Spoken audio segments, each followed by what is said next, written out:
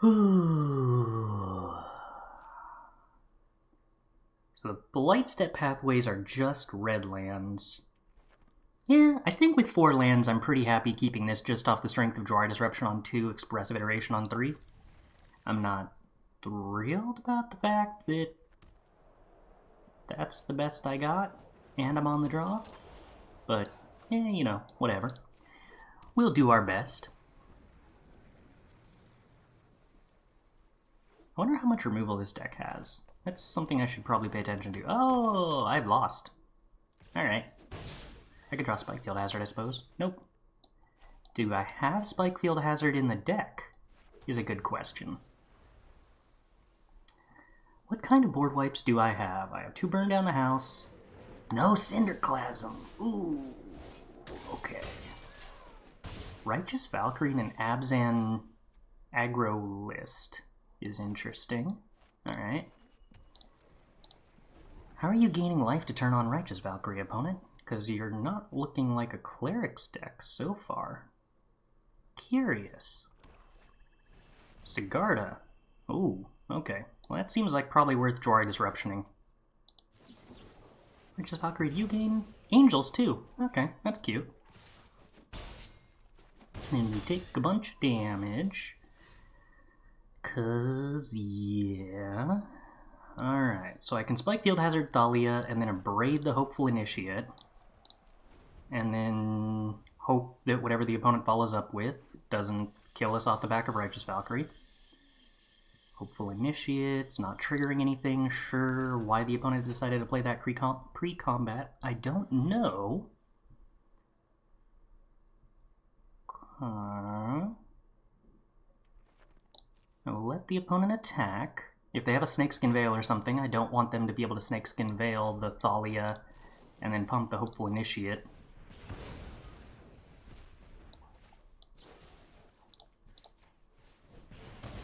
Okay, well, our life total isn't completely stabilized, but it is at least passable.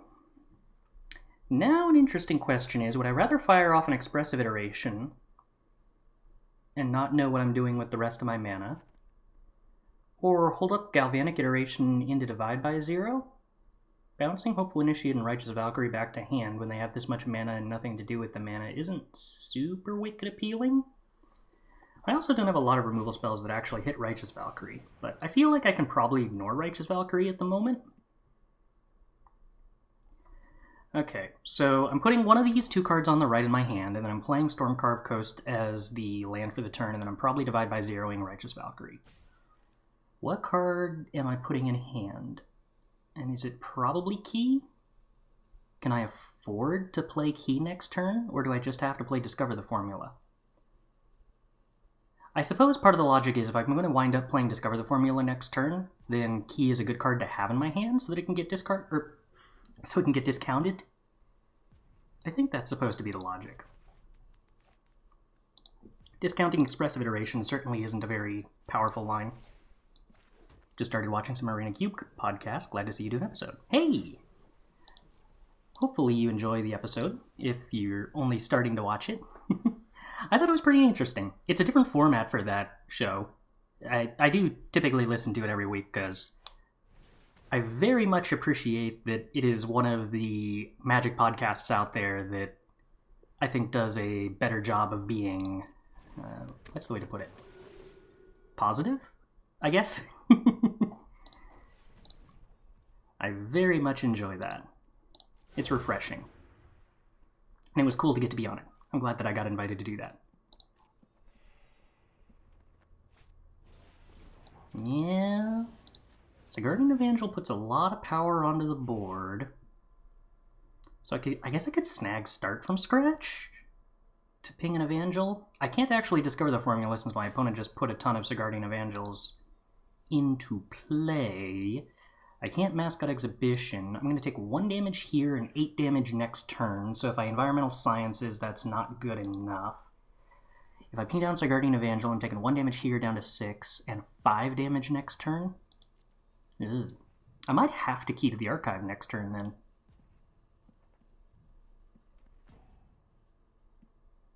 It's very tempting to take Mascot Exhibition and just hope that Key to the Archive finds me. Oh, I could Galvanic Environmental Sciences, but I don't know if that's even good. I think I'm supposed to take Mascot Exhibition. I can't cast it next turn. I'm relying on Key to find me a way to not be dead here. But I think that's the best line. Oh, wait, I could Galvanic start from scratch to kill both Evangels. That might have been what I was supposed to do. That might have been the right line. I missed that. Alright, it's fine. We'll just have Key to the Archive save us. I'm sure that it can do that. Probably. I hope.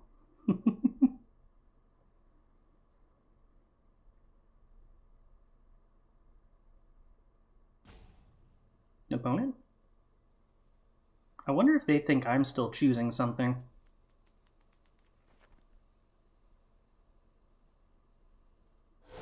Yeah, okay. You do choose one of the permanents that's already tapped. Correct. Ah, third Evangel. That's a problem. My opponent's greedy mana base is not hurting them in the slightest. No. Oh, Key to the Archive. You basically have to find Lightning Helix now, I think. Oh, no, wait, that doesn't even do anything. Because I don't have untapped red-white mana. Right, okay. So it did indeed have to be the 1 damage ping. I guess I can draw a 1 damage ping? I did not draw a 1 damage ping. Alright, Key, what do you find? Oh, Electrolyze is so extremely close. So super duper close. But not there. Alright. Well, part of that was being on the draw against Thalia, but I don't know. I feel like part of that was me making mistakes. It was definitely possible that we might have been able to come back from that if I had grabbed Start from Scratch correctly. Okay, so we definitely want Smoldering Egg. Completely confident in that. What is Vadrik for? And is this a matchup we want Vadrik? I definitely think I want Thundering Rebuke. Everything else strikes me as too expensive. For that matter, my strategy with Izzet decks in the past has been to really lean on Smoldering Egg against aggressive white decks. The expensive stuff is just... usually it's impossible to actually resolve the expensive stuff before you die. I'm gonna go with Vadrik and see if that actually is helpful in this matchup. And then we're definitely cutting Disdainful Stroke. I didn't even realize that was in the main deck. And then Discover the Formula is interesting. It's super expensive, but it does find a lot of action.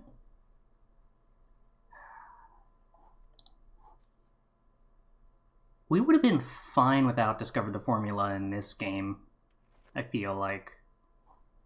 So that kind of, to me, tells me that I probably can cut Discover the Formula if I'm boarding into Smoldering Eggs that essentially provide me with more card advantage than I had pre-board. Operating under the assumption that expensive stuff like Discover the Formula and A-Alrund's Epiphany isn't actually card advantage in this matchup before the game gets decided by whether we have enough removal or not either way. Goldspan Dragon's also sometimes interesting against mono white, but it's Goldspan Dragon versus Discover the Formula? Yeah, probably not. Having no Cinderclasms in the 75 seems real rough.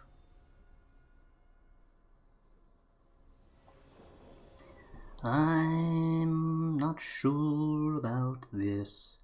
So, we have a hand with no card advantage, 2 tempo spells, 2 removal spells, and a ramp spell. Best case scenario, we discard a Fading Hope to Unexpected Windfall if we hit 2 more lands. But in the meantime, the Fading Hopes are kind of rough. I'm gonna keep this off the strength of Abrade and Thundering Rebuke, but I'm pretty sure this is a bad hand, and there's a decent chance that I'm supposed to get rid of it. But we get Forsaken Crossroads for blue, and then try to scry towards lands. Or card advantage. Land is good, and it's a red land, so it gets us very close to Unexpected Windfall.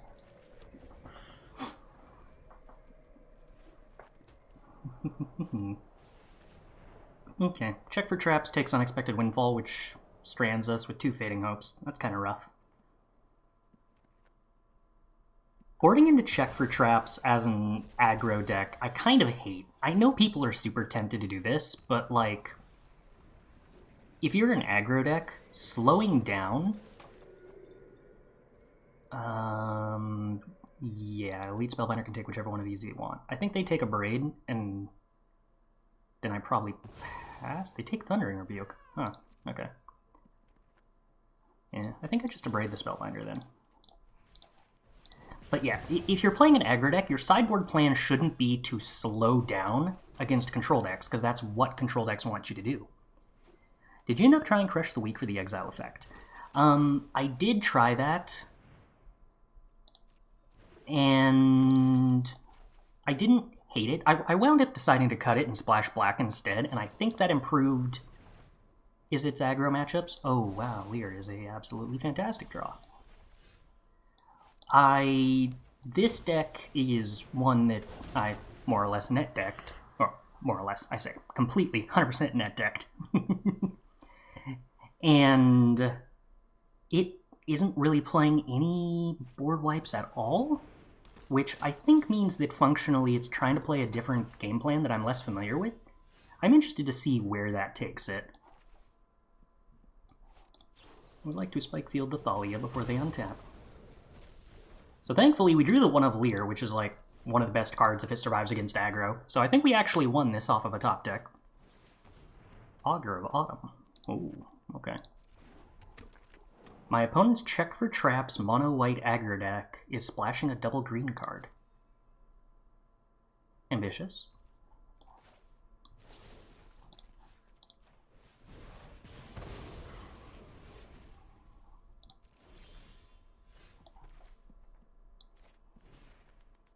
Do I want to Thundering... Yeah, because if I Thundering Rebuke a Hopeful Initiate here, it's in my graveyard. And I do want to be mana efficient about how I am using my mana. Yeah, Righteous Valkyrie's fine.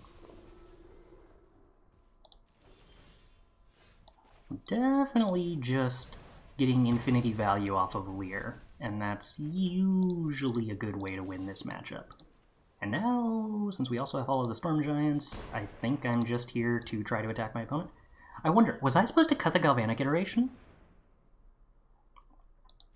There is a possibility that is correct, since I don't actually have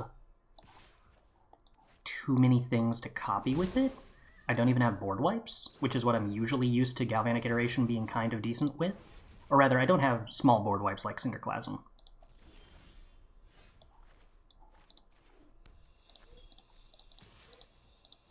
Legion Angel is definitely something that is... Oh, I should have animated all of the Storm Giants and attacked there. Whoops. But Legion Angel is definitely something that can threaten to out-card advantage me.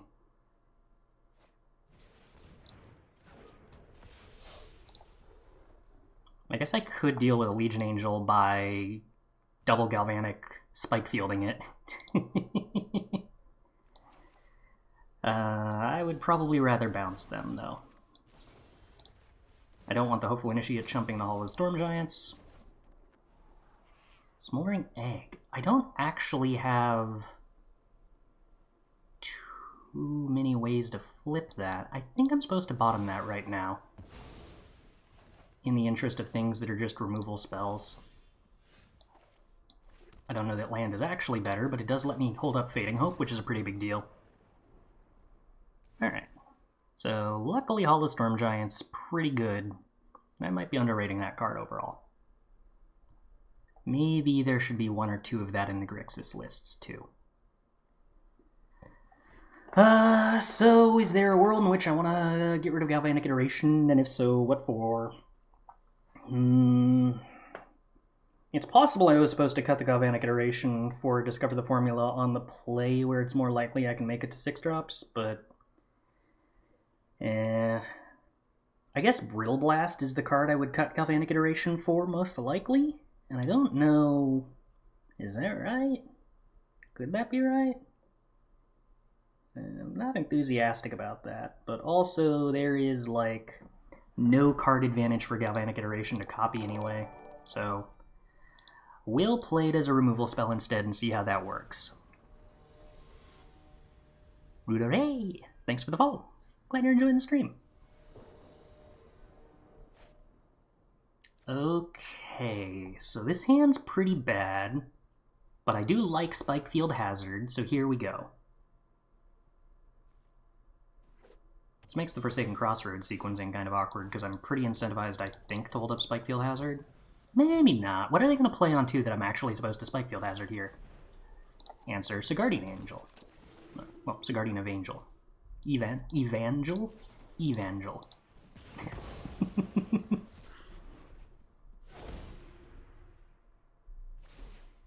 Thalia was what I was kind of expecting here, that I didn't really have anything I could do about it anyway. But drawing Jwari Disruption is excellent. Getting to counter a Spikefield, or getting to counter a Spellbinder is excellent. So basically everything has gone exceptionally well, and I'm very happy. Do I want to play the Forsaken Crossroads here and scry? Or do I want to play an untapped land? Untapped land is sort of tempting, because it means that I can Abrade a Thalia. I think I need to play around my opponent top-decking Thalia, because if I only have 2 mana, I can't Abrade the Thalia, and every 4-drop in my hand gets shut off here. Yeah, okay, they check for traps, and I have too many things for them to take. They take a key, which is fine. Red and untap, so we lose the value of the Scribe, but we successfully played around the Nightmare case of Thalia, which I think was probably important. What do I want to do here? I don't really care what this Spellbinder takes, but I'd like to resolve a Windfall to just have extra mana. The trouble is I don't necessarily know what to discard to the Windfall. Probably the other Windfall? Maybe I'm supposed to wait and not value the mana ramp from Windfall and instead value, like, being able to discard a land at some point? But if I leave Unexpected Windfalls in my hand and I don't cast either one of them, then Elite Spellbinder takes one of them, and then I have to play the next 2 land drops anyway? No, I think I'm supposed to Windfall discarding Windfall. Okay, the opponent ends up taking Discover the Formula, but we hit Expressive Iteration, so it still works. An alternative to that, I suppose, was Abrading the Spellbinder, and then they probably take Divide by 0.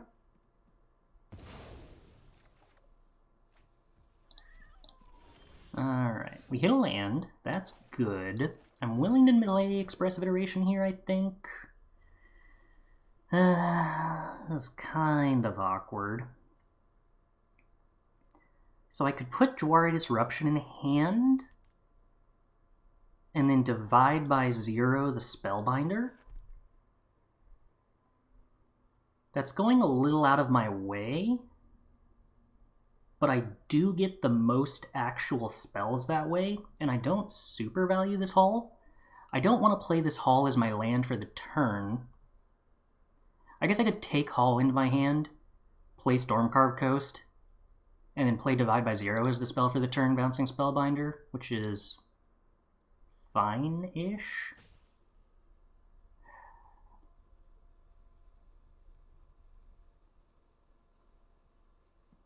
No, I think I just want as many spells as possible, and I think that means getting rid of the Hall and sorcery speeding this Divide by 0. And then getting Start from scratch, probably? So that actually answers the Spellbinder?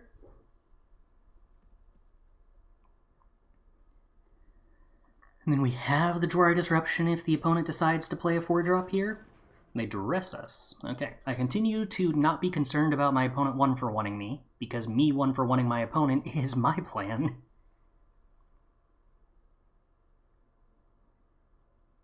I have that Discover the Formula sitting over there for 8 mana, so, okay, they take the Jwari Disruption. I don't really want to use these treasures because of that Discover the Formula.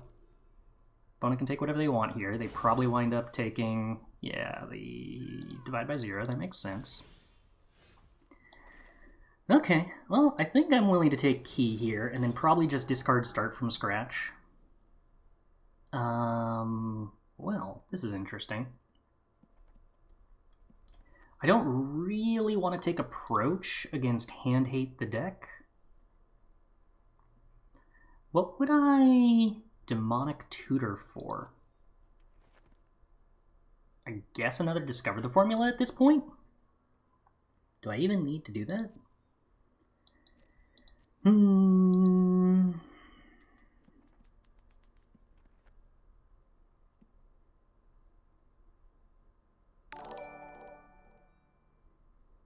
I might as well, probably. Chris X and Y, thanks for the follow. Glad you're enjoying the stream. Yeah, I'd probably rather take Demonic Tutor. I think I'm getting rid of Start from scratch.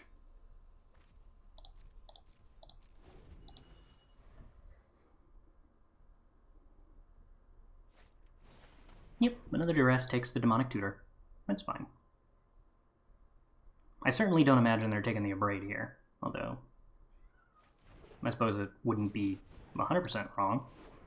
There's a Righteous Valkyrie, but our opponent doesn't really have any life gain stuff going on, so it still isn't actually scary. You're on red, so we will play blue. Okay. Pass to the opponent's turn. They can attack us for 5 if they want. I don't think we mind that. Could just Abrade the Spellbinder and hold up Divide by 0 and not go all in on Discover the Formula here. I could also Discover the Formula and then Abrade the Spellbinder, I suppose. That's probably the best line.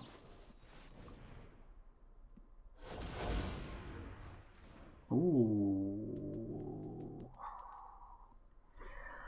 Alright, Lier is excellent.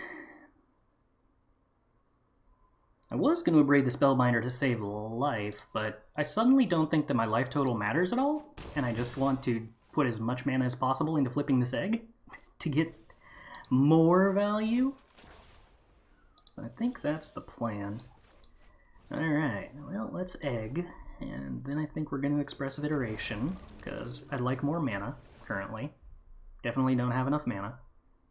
Pretty much never have enough mana. Ugh. Alright, well, Divide by 0 to hand. Exile Expressive Iteration. Play Expressive Iteration, because I'm still trying to find more mana.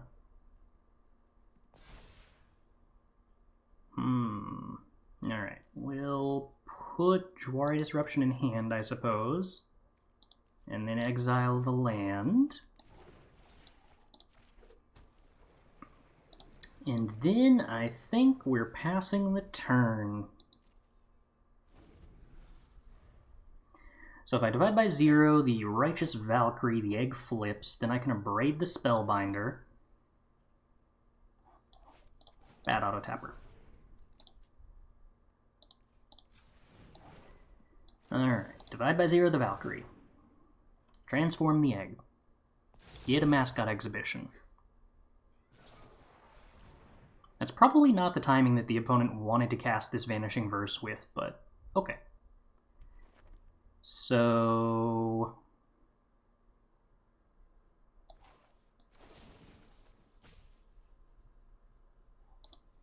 guess we still Abrade the Spellbinder, ping the Hopeful Initiate.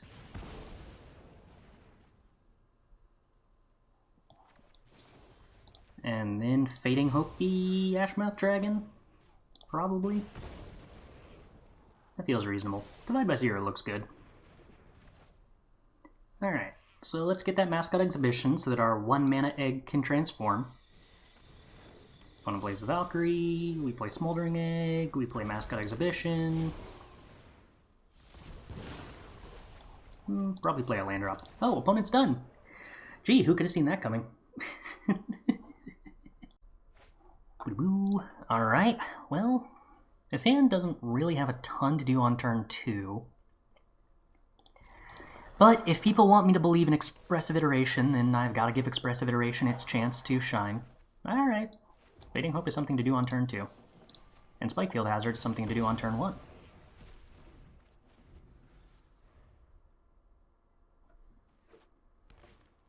Werewolf Pack Leader. Sure. I suppose I should be happy that that's not turning it to night.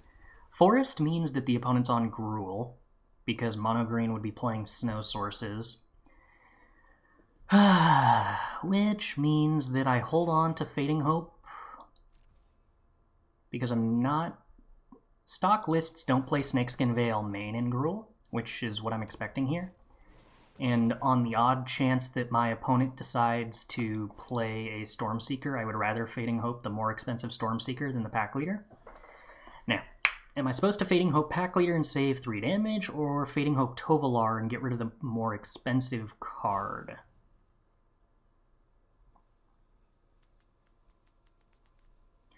I'm going to operate under the assumption that I should Fading Hope Tovolar.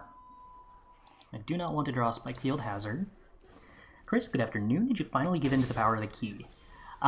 So this is a list that I expect to be very popular coming out of the... I would like Burn Down the House, and I guess I want that land because I definitely can't hold up Jwari Disruption. That I expect to be very popular coming out of the Arena Open. I know that a couple of different players posted about doing 7 or 8 win runs with this deck, or something very similar to this deck. And got reposted by... No, I would like to scry. And I would not like the land. They got retweeted by Fire Shoes on Twitter. And that tends to be the sort of thing that makes decks show up in significant numbers the following weekend. So I wanted to see how good this deck is, and I wanted to see how it plays out, because I get the distinct impression that it is somewhat different from versions of... Is it Combo Control that I was playing before? What do we want here? I think we want Doomblade. And I think I'm supposed to get rid of... I'm on the draw. Am I supposed to get rid of a land drop or something like I think I'm probably supposed to get rid of Unexpected Windfall.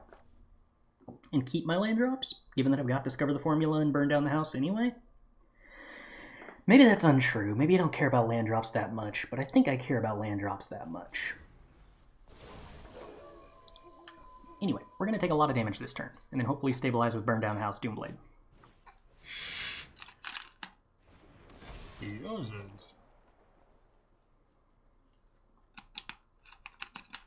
Okay, taking 11. Not exciting. Oh, also Burn Down the House doesn't kill things now because of Helena and Helena. That's a problem. Means if my opponent has somehow found an untapped land, I just die to Lier the Hydra. Okay, yeah. That's a problem. That's a problem and a half. So I could Burn Down the House for chump blockers, and then Doomblade Tovolar? No, Helena has Trample. Yeah, that's really not gonna do it. Okay. Well, then the plan is to have the opponent miss the fact that they need to do Lair of the Hydra.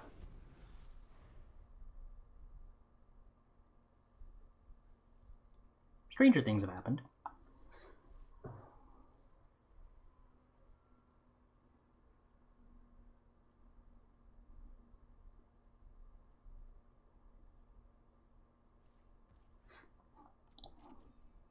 The opponent has missed the fact that they needed to use Lair of the Hydra.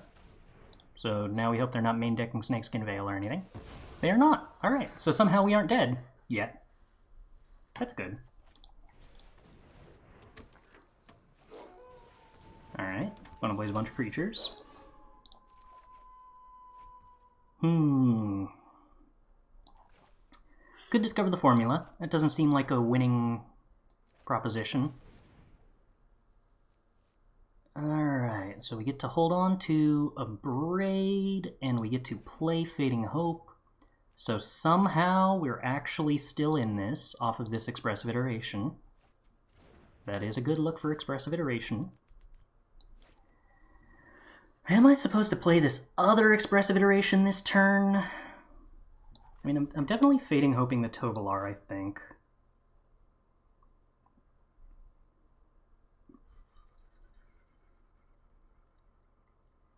What do I do off of the other Expressive Iteration this turn that's meaningful?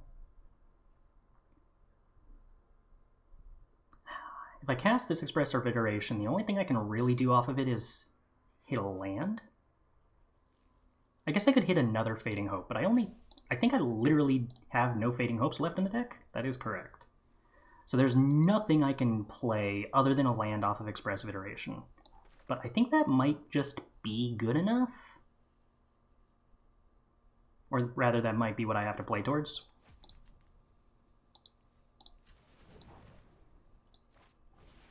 Because I don't think I'm going to have the time to play it next turn. Alright, well, Hall of the Storm Giants is something we can play. I don't like the idea of taking Jwari Disruption. I also hate the idea of taking Discover the Formula. Both seem useless, so that's not great. Jwari Disruption is probably slightly less likely to be useless.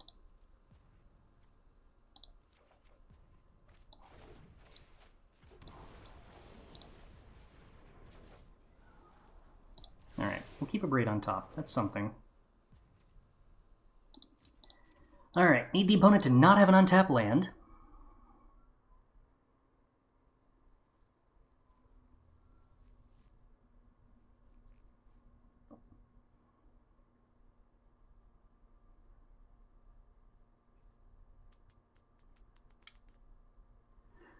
We were dead last turn and they were polite enough to not fire up Lair of the Hydra, so I would very much like if they decide not to do that again.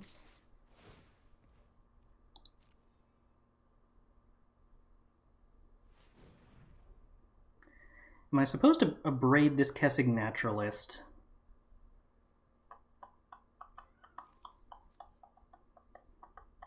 If I take the damage, then it's lethal next turn anyway. I think I am supposed to Abrade it.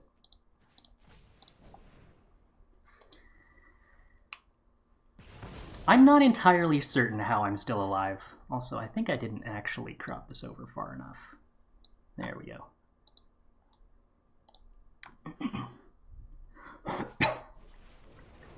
Townraiser Tyrant. Okay.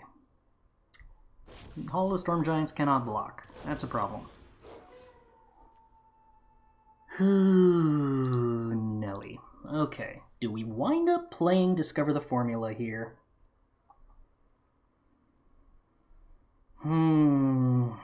I have 3 mana after that. I need an answer to Townraiser Tyrant. I'm drawing Abrade for the turn, so I'm going to have to cast this Discover the Formula no matter what. And if I'm going to have to cast it no matter what, then I might as well cast it before this Hall goes away.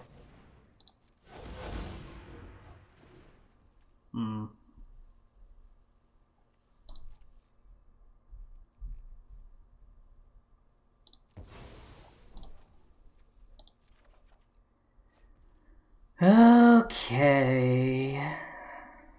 That was not a useful series of draws. And I believe I am dead no matter what now. Which means, once again, opponent, I am asking you not to kill me. This time it seems a little unlikely that the opponent will oblige me. You could take the 2 damage and then get to discount the Abrade. Yeah, but I'm also functionally getting a discount on the Abrade by playing it that turn, because otherwise the 2 mana that I was holding up that turn didn't do anything. So removing a threat that would be lethal next turn, and in this case actually having also prevented the Rahilda from being a threat, at what was essentially 0 mana opportunity cost, I think was worthwhile to me. As it happens, I don't have a way to answer Townraiser Tyrant, so none of that wound up mattering. Oh, from the Yeah, I could, but then the Rahilda turns into lethal, and I didn't think that was worth it to me, especially because I discount the Abrade by 1, but I also lose 1 mana from the Hall of the Storm Giants, so like I'm not actually getting a discount at all. Oh, interestingly, because of the way Seek works, we were guaranteed to draw this Abrade if we didn't draw an Abrade off Discover the Formula, because Discover the Formula doesn't shuffle your library. It just, like, sneakily picks 3. Oh, wait, no. I actually do still have an out here. Wait, no, I don't. I forgot that I had enough mana to cast Unexpected Windfall. But I don't have any Fading Hopes left in the deck. Oh, right. If we sacrifice it, we lose. Yeah, you're right. So we could pay 2 and have the Abrade be discounted and potentially draw 1 other card off of Discover. I don't think that there's anything we could draw that makes that worth turning Rahilda into a lethal threat, though.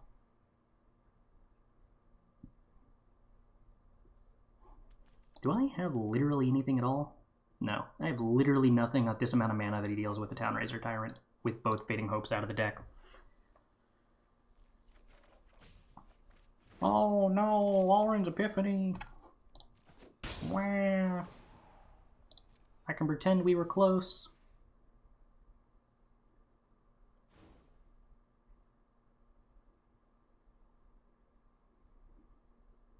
Opponent really playing it cautiously, though, because they absolutely do not want to admit that their Lair of the Hydra is a land. This is another turn that, like, a Fading Hope kept us alive. Secretly, I don't have any, but all opponent had to do to play around that was fire up Lair of the Hydra for 1.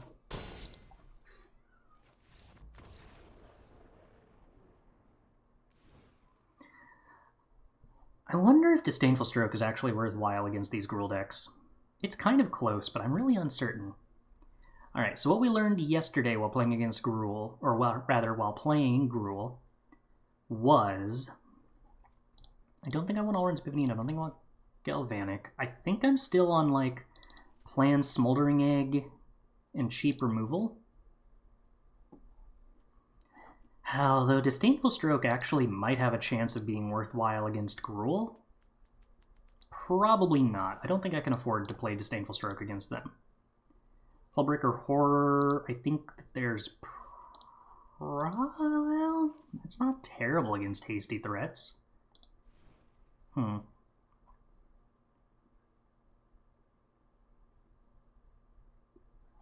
I think we cut Horror. Yeah, I'd really like to have more copies of Smoldering Egg here.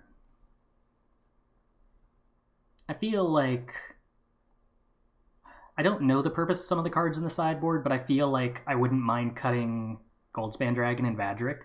Just have 2 more Smoldering Eggs against aggro decks. What would I cut to do that? I don't know. Probably like trim Key to the Archive, trim Discover the Formula to play 2 more eggs. Would be my guess.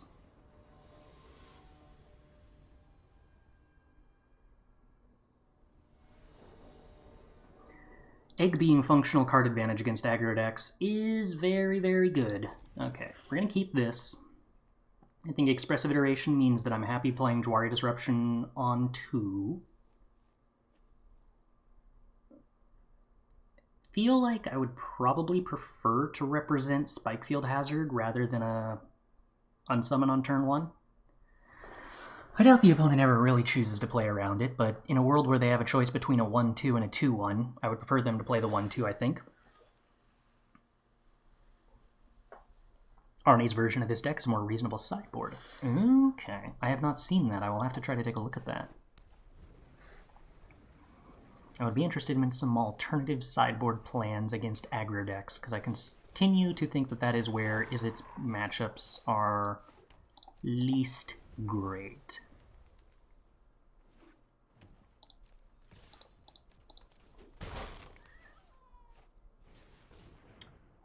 I would like to Jwari Disruption that Ranger class, please.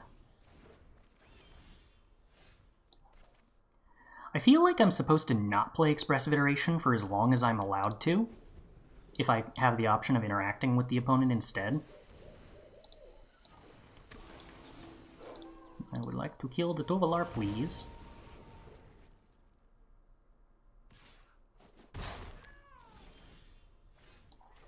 So if my opponent plays Helena and Elena this time, my burn down the house actually kills everything. We take Time Warp, we get rid of Jwari Disruption. We Expressive Iteration, try to hit an untapped land, and then cast Time Warp, and that seems busted. Yeah, Tovolar's good. Playing Ascendant Pack Leader before drawing a card with Tovolar seems wrong. If they have Snakeskin Veil in their deck at least, which I assume they're probably supposed to. Alright, Expressive Iteration hits Land, Land. Now Land, Land is interesting. I could take both lands and be guaranteed to hit both of my next 2 land drops. Do I prefer that to Key? I think I prefer that to Key.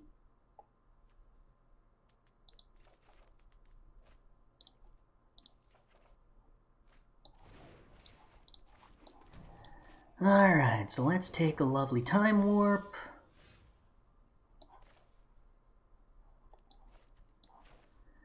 Could Unexpected Windfall, discarding Forsaken Crossroads, and then Thundering Rebuke Tovolar? Yeah, I don't think I need to burn down the house yet. Alright, interaction is interaction. And now, I really don't know about only having 1 Lier. I would super love to be able to sideboard in another Lier against these aggressive decks.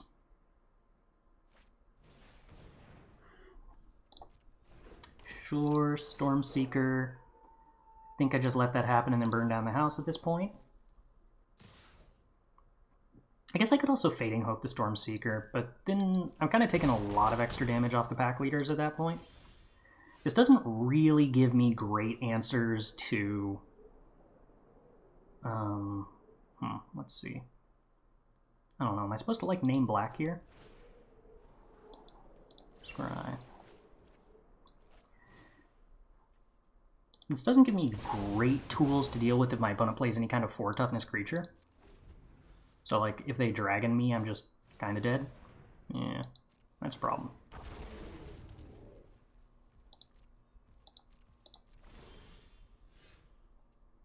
I will sacrifice that.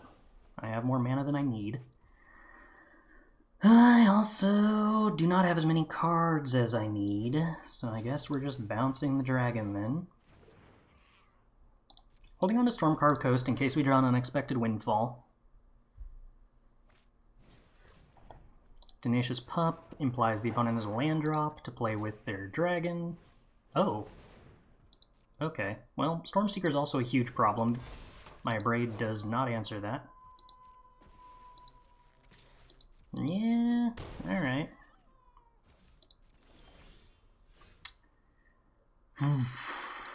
Okay, Spikefield Hazard. Alright, well. That was me doing very badly. I was supposed to remove it at sorcery speed. I'm interested to know what my next card was and if it would have drawn a way to get out of Townraiser Tyrant, but... Ooh, hello, bug. Short of card advantage, I don't think we were getting there. But, yeah, forgetting that day and night exists continues to be a sloppy habit. Alright, we will take the play. We will keep a hand that curves a 2-drop into a 3-drop into a 4-drop, as is typically the rule. We are on the play, so we'll lead with Forsaken Crossroads and Scry. In order to keep Abrade up, we name red with Forsaken Crossroads. Well, I've got an Unexpected Windfall. The horror is actually kind of interesting. It's not great against another control deck, which sounds weird, because a lot of people assume that's the matchup Hullbreaker Horror is for. But Hullbreaker Horror is actually for, like, very specific, weird mid-range decks, like Clerics, where your removal is very terrible. Or rather, where damage-based removal isn't good enough. But given that I've got Unexpected Windfall, I think I'll keep the Horror, even though my gut says most matchups I probably want to bottom it. Alright, looks like we're probably playing against Esper if I am judging Deserted Beach turn 1 correctly. Which, alright, the Fading Hope isn't a great draw, but we can eventually discard that to Unexpected Windfall. But at least the rest of our cards aren't actively bad or anything.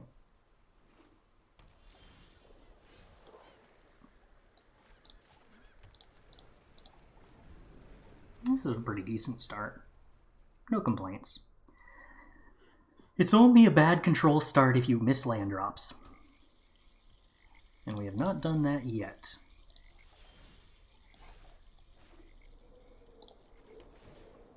Pretty willing to scry basically anything that isn't a land or very close to a land, like Expressive Iteration, to the bottom at this point.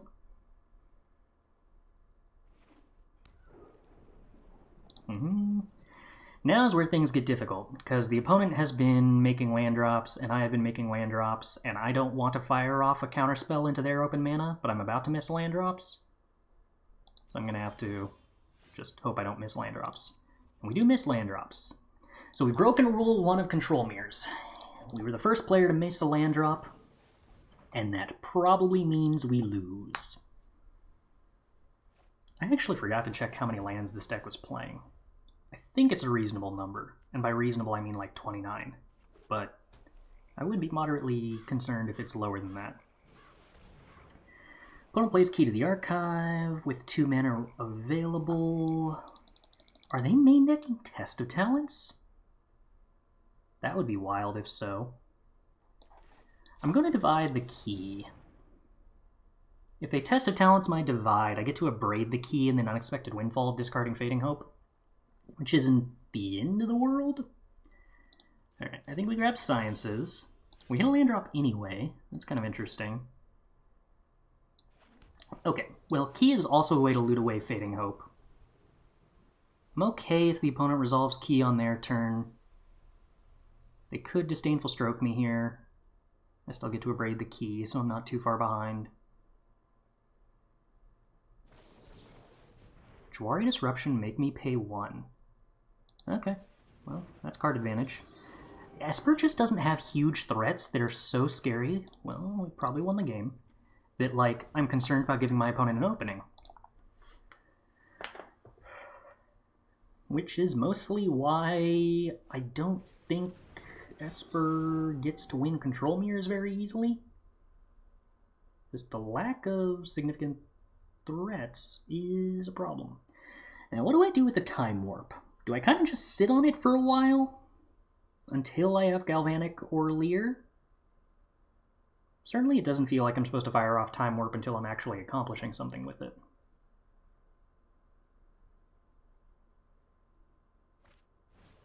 Demonic Tutor? Oh no! The opponent's tapped out! Is that supposed to be scary? So we get to Sciences. Well, no, let's start with Windfall. We get to Windfall, discarding Burn Down the House. And then we see if we draw a land. We do not. Since we don't draw a land, we Sciences, because I want to make a land drop no matter what.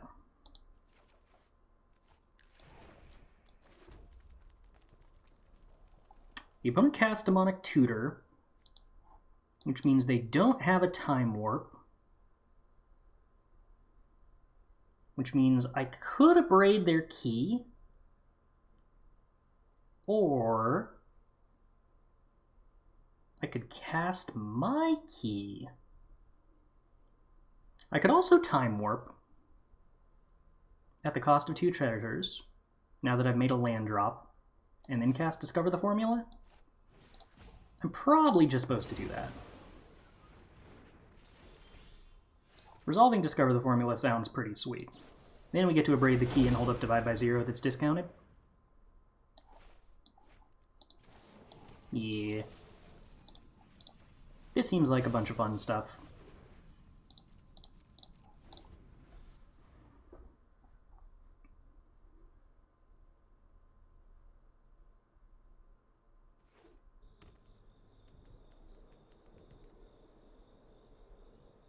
feel relatively ahead here. Opponent has Key to the Archive, huh? I don't think that's worth me countering at this point. Good morning to you too, Go Green.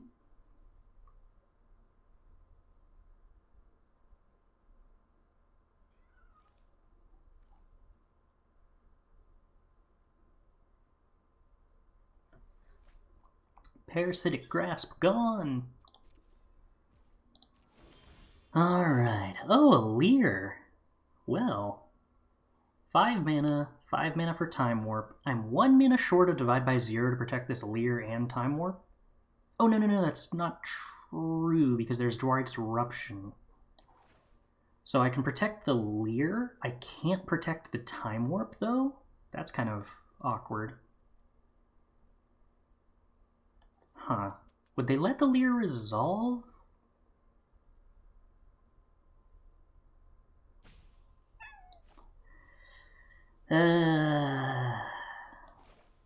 No, they'd probably let the Lier resolve and then Divide by 0 the Time Warp, and I can't really play around that.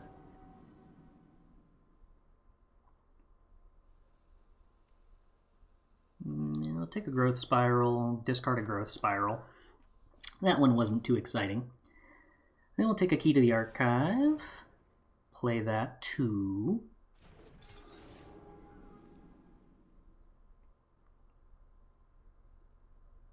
Alright, I'll take a D-Spark, get rid of a Spikefield Hazard. Then we get to D-Spark their Key to the Archive. I dig that. Oh yeah, if they let the Lier resolve, then we braid the key. But if what they have is Divide by 0, then I think they have to let the key resolve. Counterspell's annoying. Put the counterspell back in your hand, opponent. Luckily, my Lier would have gotten counterspelled, so that actually... I would have had to Divide by 0 that instead of Jwari Disruption, rather than... And then I still wouldn't have gotten to play the Time Warp. Yeah, let's put that counterspell back in your hand. And I'm going to grab Teachings of the Archaic.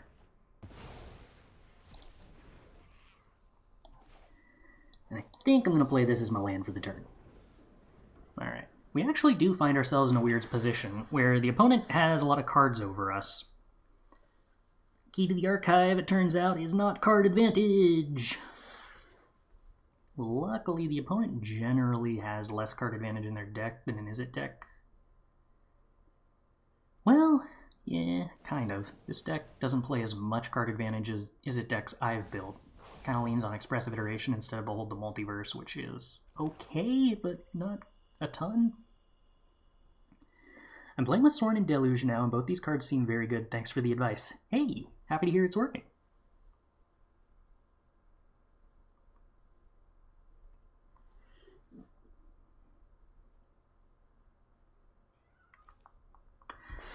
So if I throw out Hullbreaker Horror, the opponent probably has a bunch of removal for that. I don't think that's too exciting. Okay, so if I play Teachings, there's the possibility that the opponent just jams a ton of attempts to answer it. Yeah, Divide by 0, sure. They put cards in hand. Opponent wants to play Teachings. That's kind of surprising, but okay. What if I attempt to jam Teachings again, opponent? Are you still going to attempt to fight over my draw 2? It is, at the end of the day, only draw 2. If they counterspell this, I think they lose. They do not counterspell it. We find A-Alrund's Epiphany. That's kind of interesting. Okay. So currently they would counterspell Lier, and that's pretty good. So I think we just pass, and then Hullbreaker Horror on their turn. And then they use a removal spell on Hullbreaker Horror. That's not great, but could be allowable. I could just fire up Hall and attack. I don't think I want to do that. I think I want to foretell A-Alrund's Epiphany so that our hand size is lower for Teachings of the Archaic. Any benefit in terms of birds is kind of just tangential, though not unwelcome. Divide by 0 key. Okay.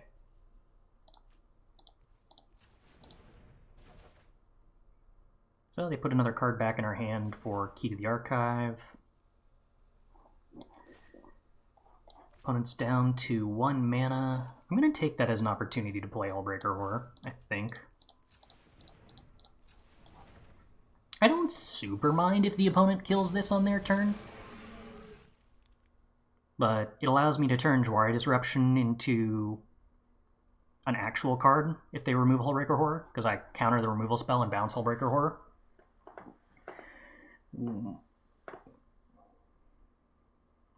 Maybe I bounce the removal spell instead and let them actually kill Hullbreaker Horror, but eat more of their mana. I'm not sure how much I'm valuing keeping the opponent off of Teachings of the Archaic right now. And also creating an opening for Lier is pretty interesting. How many divides has the opponent used? 2. Okay.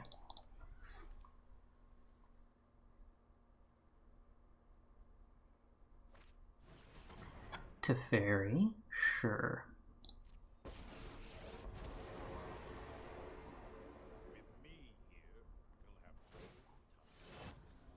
Doesn't untap anything, so they kind of just have to find a removal spell for Hullbreaker Horror then, and now they have so little mana that Jwari Disruption bounces the removal spell 1 time.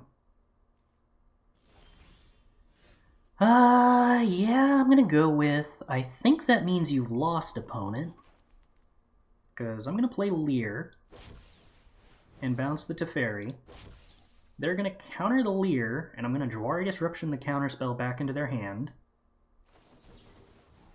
And Disdainful Stroke accomplishes the same thing, this is true.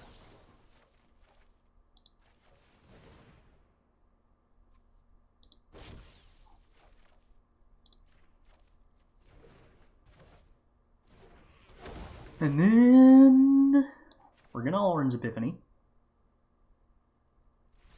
Okay, we are done. That seems reasonable.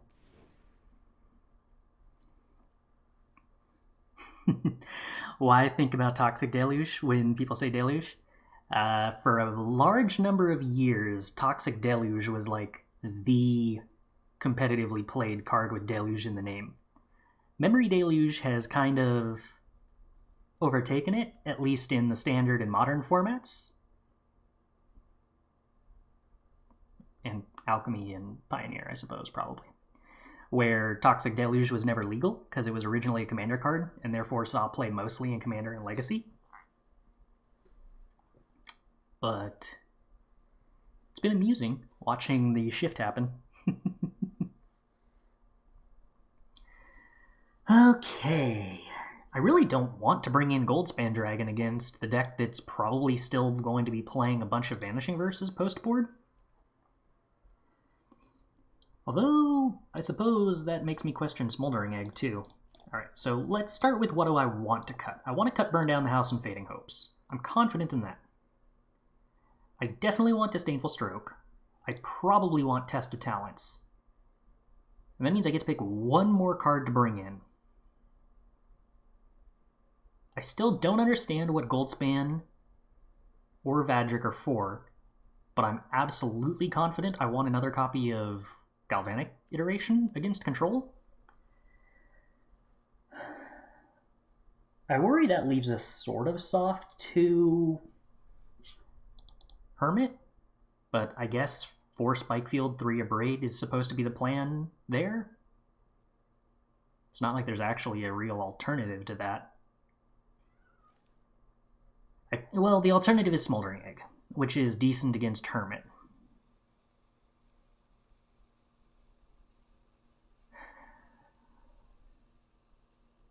There's a possibility that I'm supposed to play Smoldering Egg over Hullbreaker Horror, I think. I don't know this deck well enough to say what the cuts are. Maybe the cuts are like Hullbreaker Horror and Abrade for 2 eggs. But I'm going to go with this for now, because it feels like what's probably the most intuitive.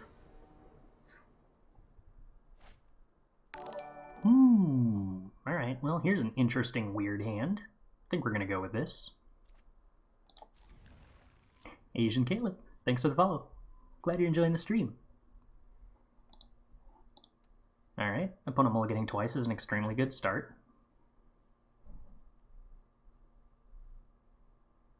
I've seen a handful of Japanese players play 1 dragon, 1 Lier, 1 horror. That's weird. Okay, but I'm able to 4. That's extremely bad for them. I don't know. I've never even been a fan of Dragon in Standard, necessarily, but I think that's just very much my playstyle, in that... I guess I probably want an untap land. I think I'm super reluctant to ever tap out, and I think that makes Dragon not super impactful to play. Yeah, this is why we kept the Spikefield Hazard. I'm sorry, opponent. I'm sorry. I think I'm actually not playing these Jwari Disruptions, because I'm kind of being a bully here, but I'm pretty sure that if my opponent mulliganed to 4, Jwari Disruption just turns into actual counterspell a significant portion of the time. Unfortunately, these things are really rude and say absolutely nothing about what color they are, so I'm going to have no clue what my mana base is on right now. Yeah, okay, I'll just draw more Jwari Disruptions. I guess that's my life. Oh, you caught us. I'm still used to using the Royal We when streaming. You caught me on ArenaCraft. Happy to hear it. That was a lot of fun to get to be on. I was super happy to have gotten invited. Alright. Opponent, are you gonna do stuff? And if you do stuff, is that an opening for me to Unexpected Windfall? Hard to say. If the opponent Memory Deluges, do I want to Test of Talents it or Jwari Disruption it? Do I want Unexpected Windfall first? Probably not.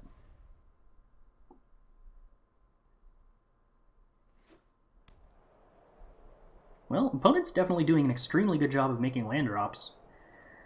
Oh, opponent, Key to the Archive. Make my life so hard. You held that until you could play around 2 Jwari Disruptions. I guess I'm going to have to Jwari Disruption that twice. I hate getting 2 for 1.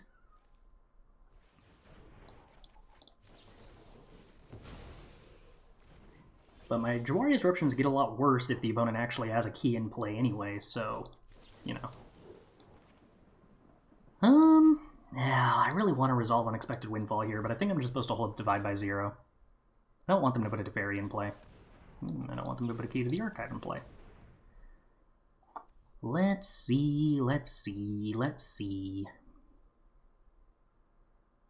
I think I get Environmental Sciences. I think whatever I get, I'm planning to discard to Unexpected Windfall. Therefore, I think I wanted to get the card that was the least likely to be useful. Let's cancel that. How many red sources do I have? Just the 2. Okay.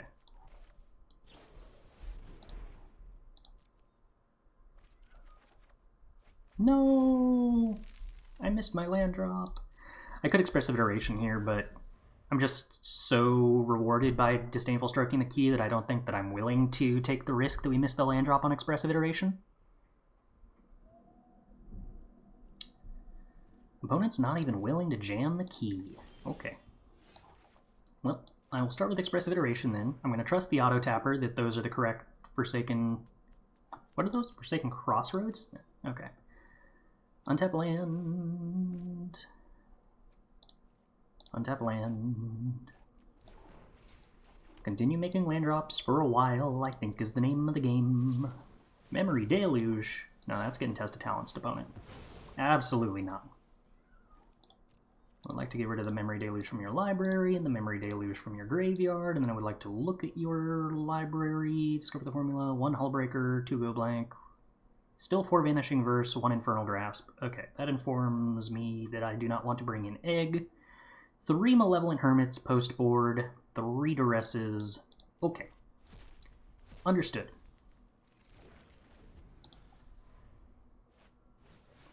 Key to the Archive. I would like to Disdainful Stroke, because I don't really want my opponent turning the Fading Hope into something useful. Kinda surprised they have the Fading Hope entirely, to be honest. We play Lier. I think I just pass holding up Divide by Zero, and if my opponent Fading Hopes my Lier for me, then I cast Unexpected Windfall.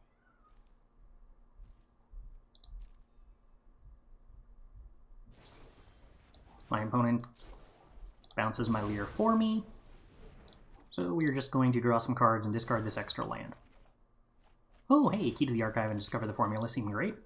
Alright, sure.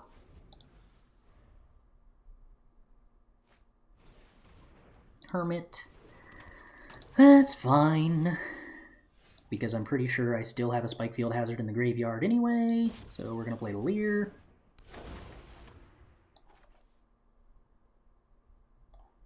I guess I don't need to Spikefield Hazard the Malevolent Hermit now. I can make them waste mana to actually use the counterspell mode on it next turn. I could Environmental Sciences here. I don't think I need to.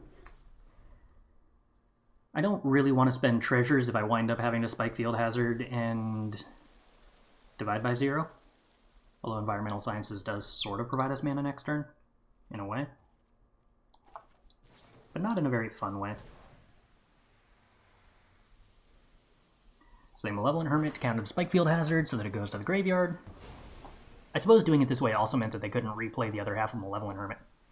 I will decline.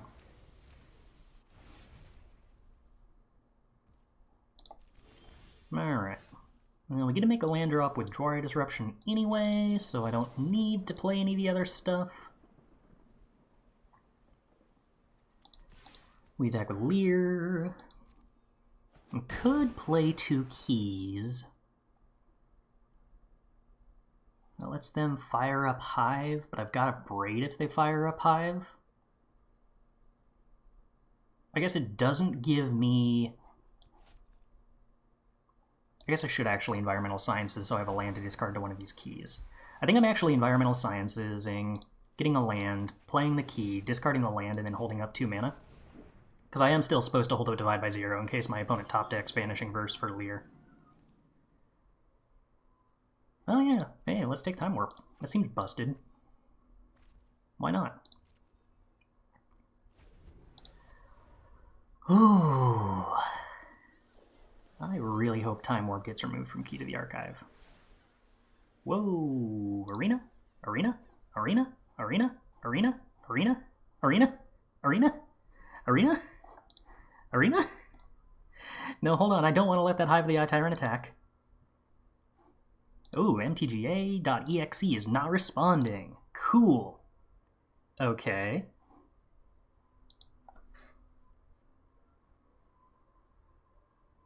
I really want to abrade that land before it attacks.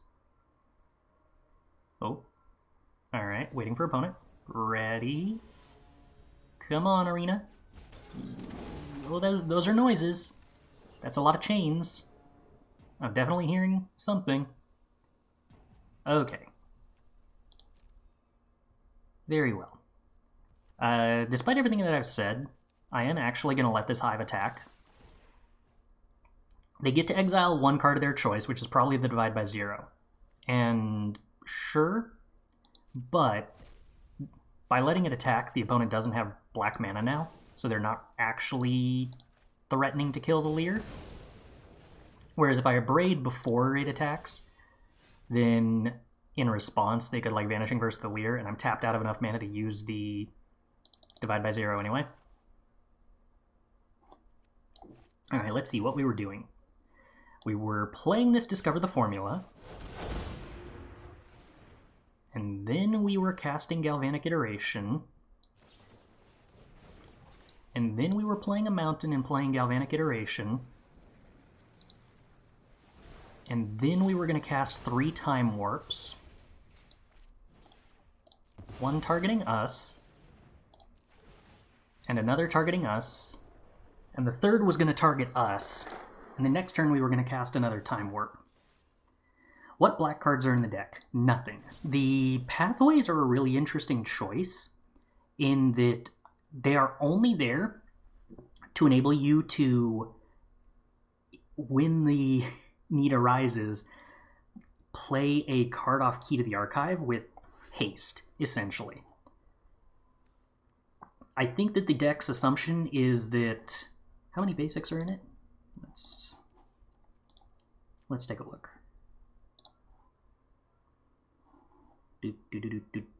Yeah, Doomblade and Demonic Tutor are the two things you can hit off Key with haste. But yeah, so the deck's assumption are that 4 basics are enough for your environmental sciences and Field of Ruin needs. And so you can just play 4 pathways instead of 4 mountains. Why can you Galvanic Time Warp twice? Shouldn't the flashback Galvanic eat the first Galvanic, so to speak? It does. It does eat the first Galvanic.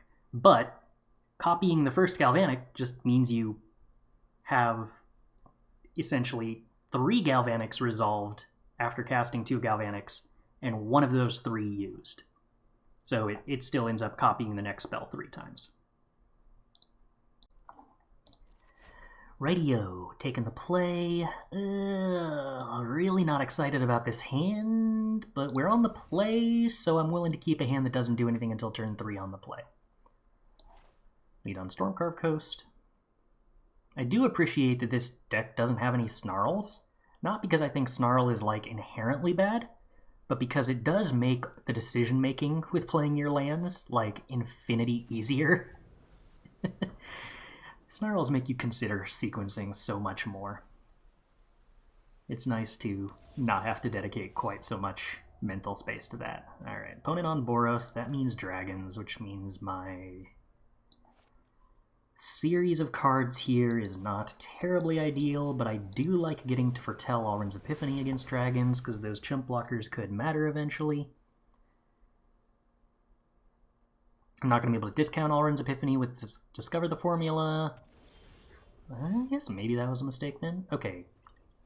Jeskai, not dragons as a result. Am I supposed to hold up Divide by 0? I guess it could still be dragons, actually. But usually those go for Boros, Game 1, and only sideboard the blue. I think I'm still holding up Divide by 0, in all likelihood. Maybe that's wrong. I feel like I'm supposed to wait on Expressive Iteration generally if the other option is Interaction. Alright, we have failed so far. But Expressive Iteration hits 2 lands, and that sounds great. I would like to get to do something that isn't Jwari Disruption this turn. Okay, no, opponent's just on Izzet splashing white. Okay, so I'm revising my expectation. I think opponent is on a deck similar to ours that's Izzet splashing for only the Teferi Planeswalker. That is my new expectation.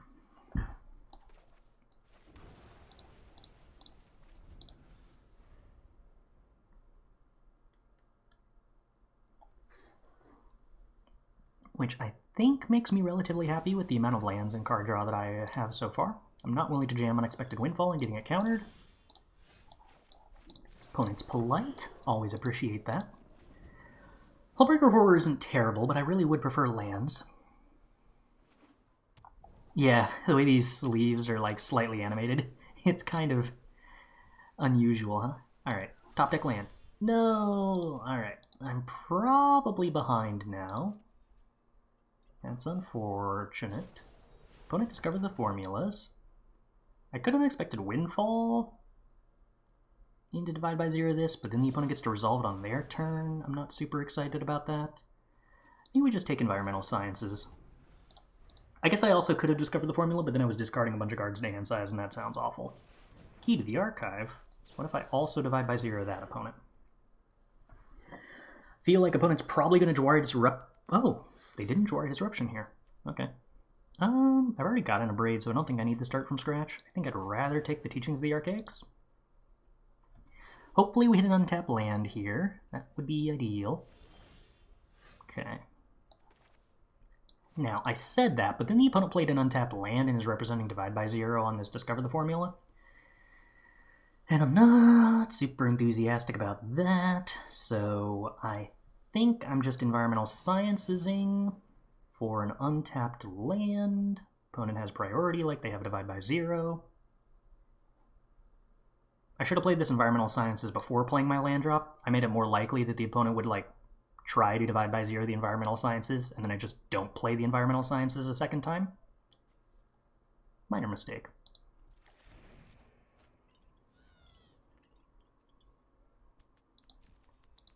Alright, we pass. The opponent has the opportunity to resolve the key on their turn. They can also resolve to Discover the Formula. I can't actually do anything particularly impressively about that. Though I could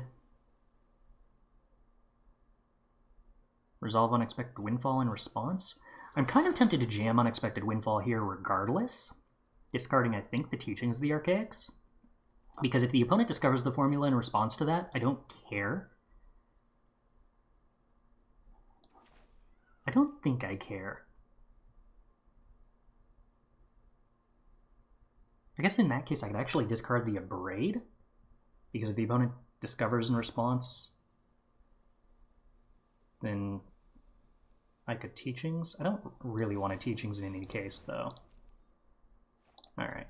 Yeah, I think I just threw out this Unexpected Windfall to tap my opponent's mana down. They Disdainful Stroke.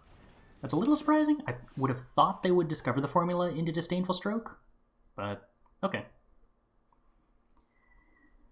An interesting move. I could key to the archive here, but I think I'm probably at the point where I'm like jamming Hullbreaker Horror on their turn. Maybe? Maybe not.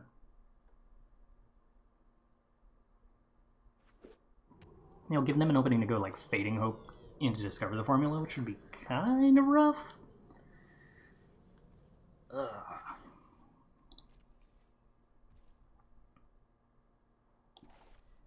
Alright, yeah, let's go with Hullbreaker Horror. If they want to discover the formula in response to this, I think that gives me some openings. But because I'm behind on land drops, I think I'm supposed to be proactive.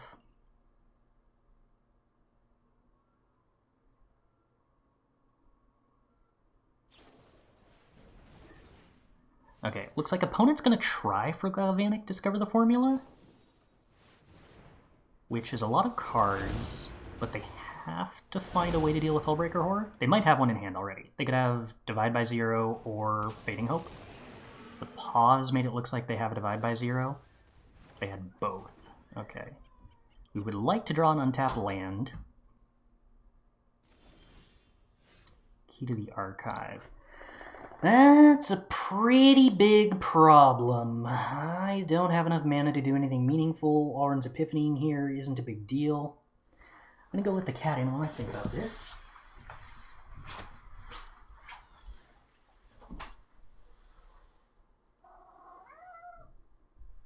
Alright.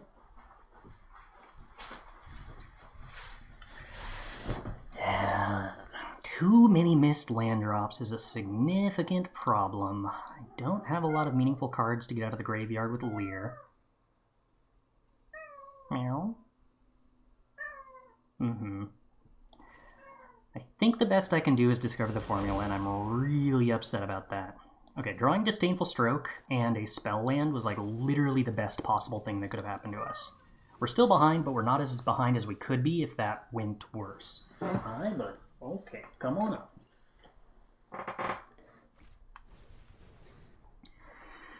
Key to the archives costs 2. Not excited. I think I Disdainful Stroke that because I don't want the opponent getting Time Warp. I don't think I can risk the 20% chance to instantly lose.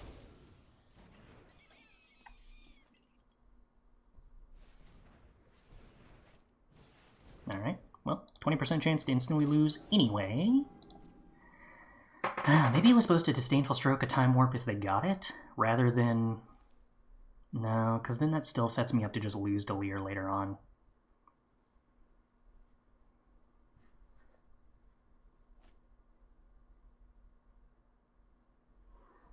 Alright, opponent, please be polite. No Disdainful Stroke. Okay, Unexpected Windfall.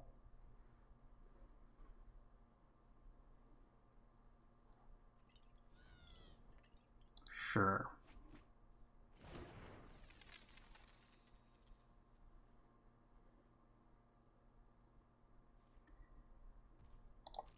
We might have a chance if we draw Galvanic here. Would be pretty good.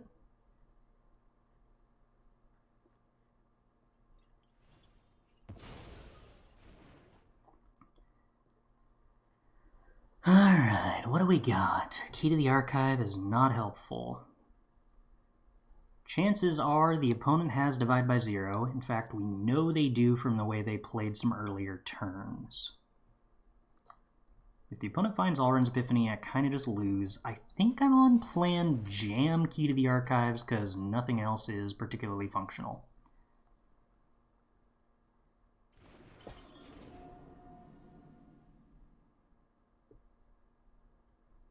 Counterspell would probably be the best thing we could get here. I don't think I can afford to Time Warp right now. And I also want to jam the other key anyway. Okay, opponent abrades the key. Sure.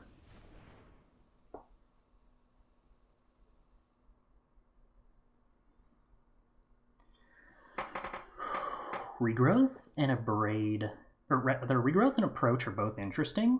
I can't actually play either. This is one of those scenarios where the pathway is kind of interesting, because I could grab Doomblade and potentially find a red pathway and have a Doomblade for Lier, which might be more likely than being able to untap with one of these keys to play Regrowth or Approach.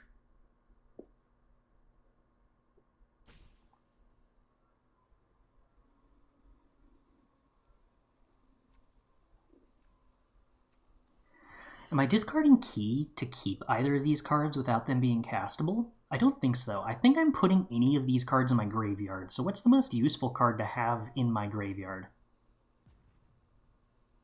Probably Approach? Probably Approach.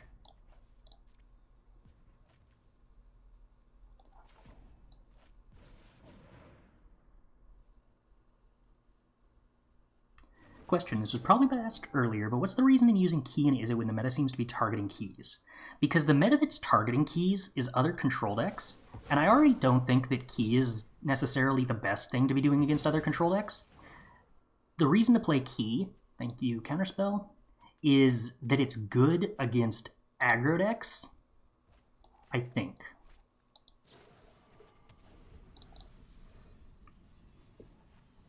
Approach in your grave doesn't do anything if you flashback its exiled. Oh, right, because that actually overrides the text on it that puts it somewhere else. That's a good point. That's totally useless, and Regrowth would have been better. Okay, so opponent resolves Discover the Formula. Except I have Counterspell now.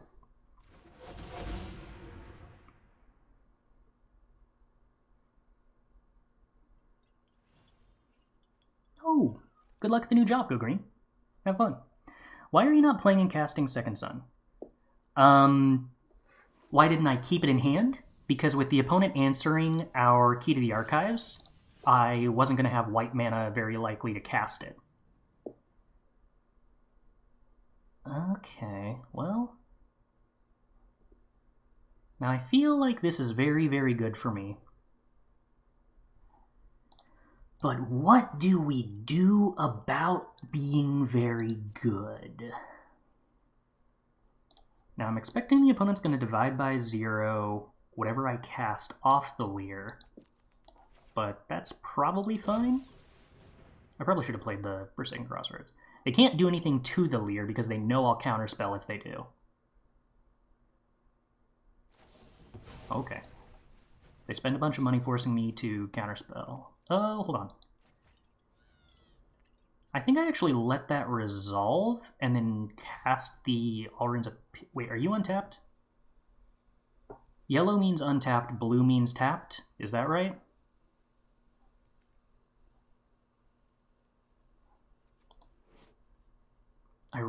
really wish this was clearer. Okay. I'm going to lose the game if this Forsaken Crossroad comes into play tapped.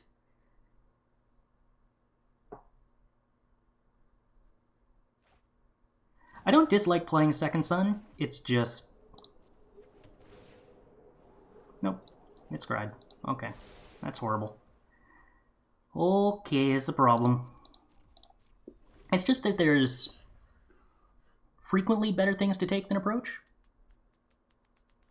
Yellow is the alternate and therefore tapped. It's only highlighted in that color when you have the action to play it. So the highlight isn't the... or the yellow isn't the frame. The yellow is some, like, glow around the card. I really need to actually learn how to tell the difference at some point when I have priority. So then what I should have done is counterspelled the Divide by Zero, I think. Resolved the Lier, and then had 4 mana available. I guess that actually wouldn't be great anyway. Maybe this actually was better, regardless. It's possible.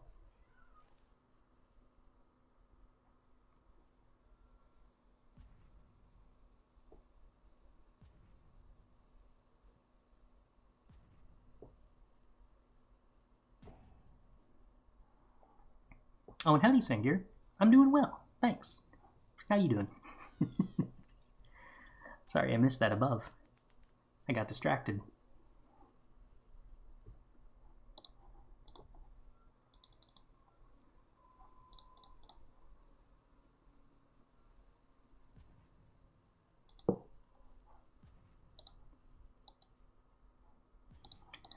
Well, we're definitely making the opponent work for this. They've drawn 6 more cards than us, and we're still hanging in there somehow. I'm not sure how, but somehow. Yeah, right. Oh.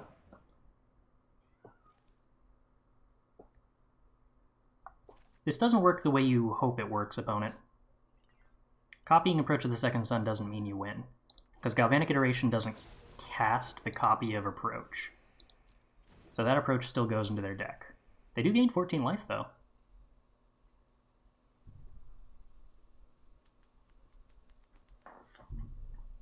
I figure they must have like a test of talents they were planning to do with that.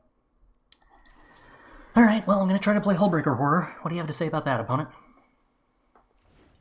Okay, it resolves. Cool. I'm going to try to take an extra turn, opponent. What do we have to say about that?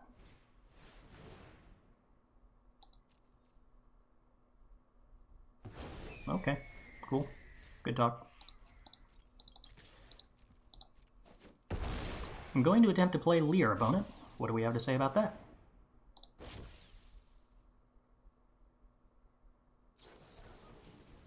Okay, no. That was a good one. That was a good one. You got me there.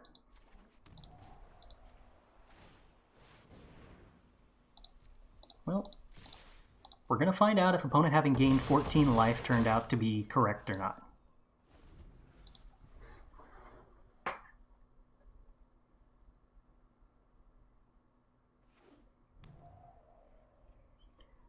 But they didn't gain 14 life. They galvanicked to gain 7 life, and currently 7 life is not useful in the slightest.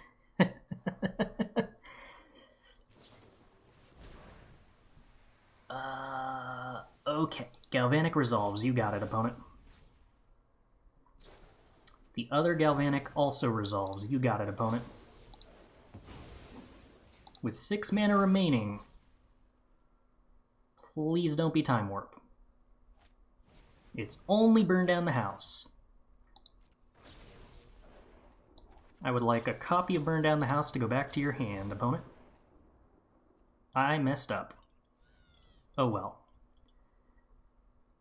I was supposed to counterspell the original and then bounce the copy with this. I forgot I had a Hullbreaker Horror in play. Oh well. We're just gonna bounce both of these then.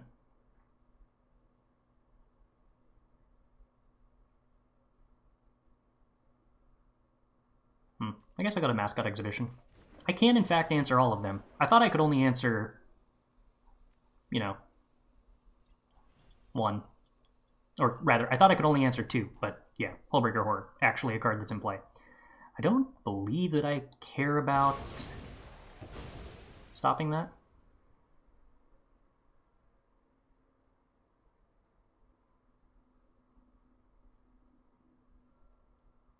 This costs how much less? 3 less. So they do have 1 spell left over after that.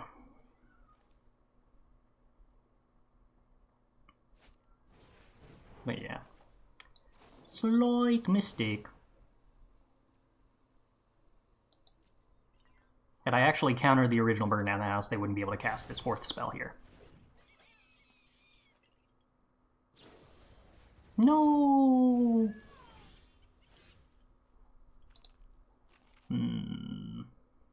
6 cards deep, huh?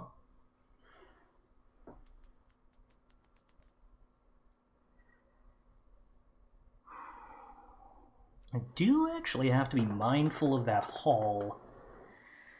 6 and 6 is the amount of mana that I have. So I could burn down the house and animate Hall of the Storm Giants and attack and put them to 1?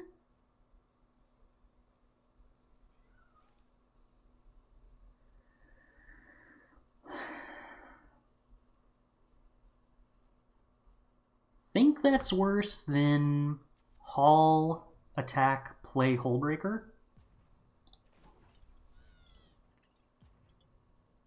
No, wait, I don't have enough mana to do that.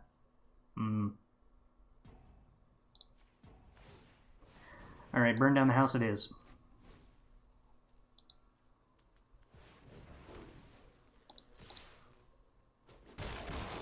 Alright.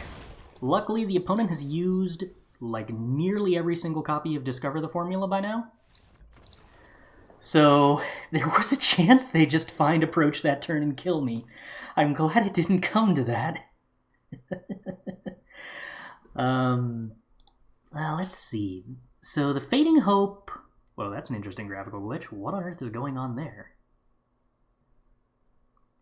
The Fading Hope means even if I had used the counterspell correctly on Burn Down the House, they still would have been able to resolve a Fading Hope after I bounced it on the Hullbreaker Horror. So I think I was guaranteed to be in this position no matter what, but I could have been in this position while still having a Divide by 0 in hand, which would have meant the opponent drawing Approach of the Second Sun wouldn't have been an out. So definitely could have played that cleaner. So we want Galvanic, we want Tests, we want Disdainful Stroke, we don't want Fading Hope.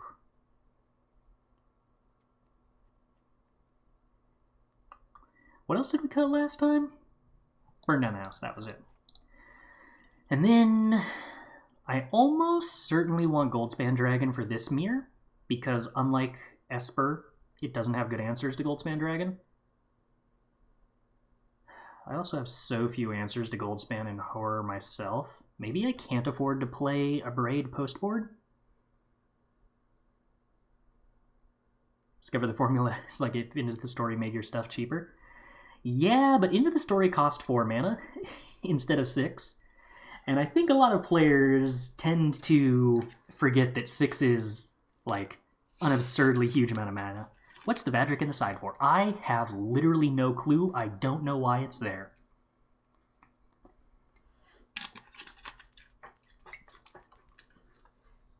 I have yet to discover a reason that it would make sense to bring in.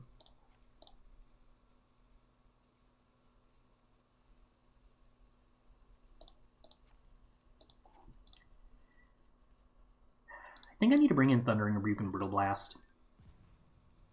I want answers to Goldspan and Lier and Egg. I don't know how much I'm supposed to value Abrade hitting Key. That's really unclear to me at the moment. That's something I'm going to need practice to evaluate.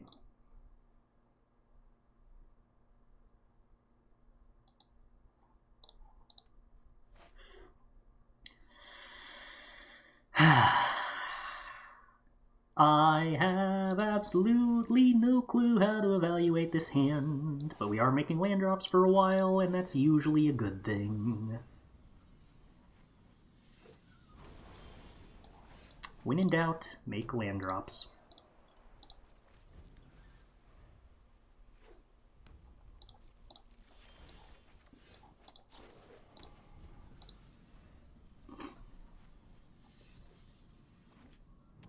Drawing the Divide by 0 was a good sign. Now we actually have something to do on turn 3. If our opponent decides to, like, play key with backup. Opponent just being willing to jam Unexpected Windfall into counter spells is brave. They also discarded a key, which, like, okay, yeah. It's not unreasonable if you have more keys. I would like to draw an untapped land so that I can play my Goldspan Dragon. Thank you, deck, that was lovely. Goldspan Dragon still pretty good after all this time. Opponent even discarded the Doomblade that would kill the Goldspan Dragon. I'm happy about that. Opponent goes Divide by 0. I don't even get to draw a card off of that. Or rather make a treasure, you know. That thing that's basically drawing a card. Okay, environmental sciences, sure. Could we draw an untapped land so that I can Jwari Disruption their Disdainful Stroke when they try to counter my Goldspan Dragon? Thank you, deck. You are wonderful.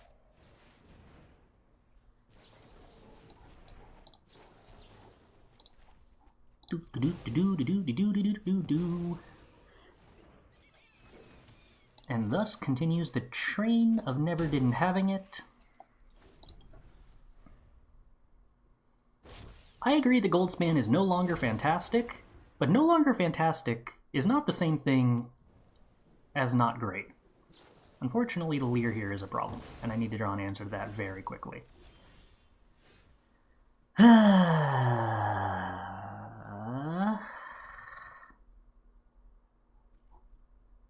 I wanted to draw an untapped land so I could Galvanic Discover the Formula and reverse the seats from last game. Instead, I could Divide by 0 the Lier and then play Key to the Archive. I guess that's sort of interesting.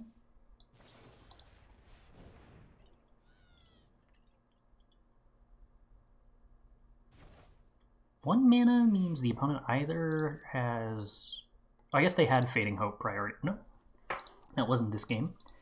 What did you have priority for, opponent? Fading Hope or probably Spikefield Hazard would make the most sense post-board. I guess I could start from scratch the key here, instead of casting my stuff. Is that what I want to do?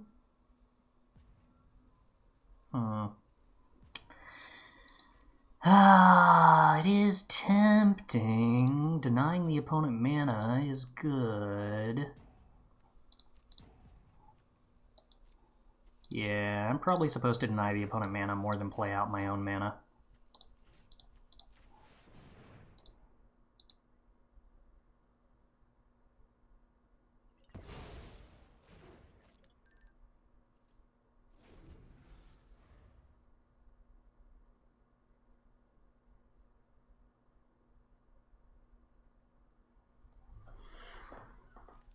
Gonna jam the Lier again, opponent? Nope, we're gonna resolve Discover the Formula at Sorcery Speed, and then probably play a Spikefield Hazard to the land. Yup. And we whiff on the land draw again. That's a bummer. Waddly plays. Thanks for the follow. Glad you're enjoying the stream. I think Goldspan can still fill roles. I'm not certain if this deck is where it can fill those roles, but I think it's interesting to include. Alright, so now the Lier costs 4 mana. That could potentially be a problem. Morris11DD, thank you for the follow too. Glad you're also enjoying the stream. But we have a 1 mana Thundering Rebuke for Lier. I feel a lot better about that than I did about the previous Liers. Also, we have Galvanic, Discover the Formula if we hit an untapped land, which is, like, maybe cool. Maybe. Opponent plays Lier. Okay. 4 mana available.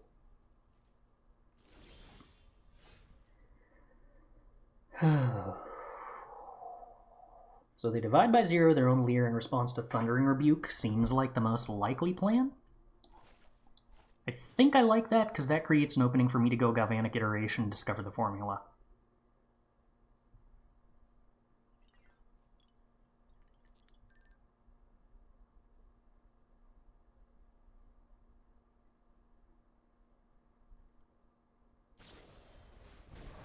Yep, that is what they do.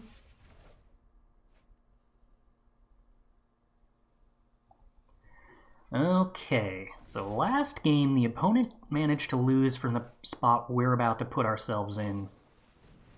So we gotta hope we can do better.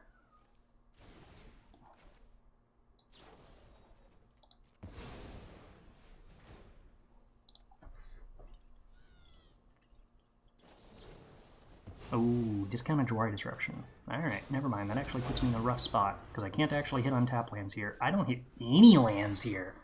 Alright, I'm actually pretty far behind now.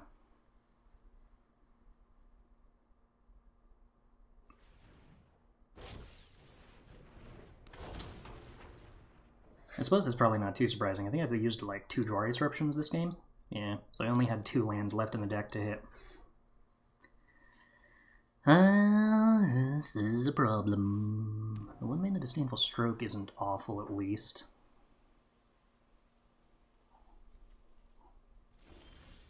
Jeez, still no on the lands, huh? Alright, well, let's Expressive Iteration. Because I do really want to hit lands. Alright, we hit some lands. That's good.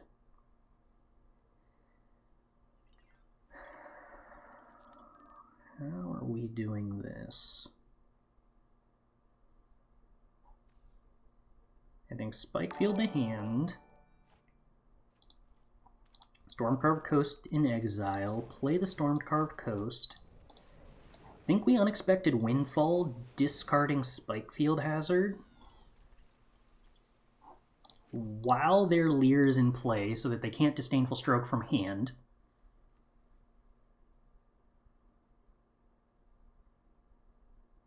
They can divide by 0, that's just fine by me. I'd actually prefer if they did. Okay.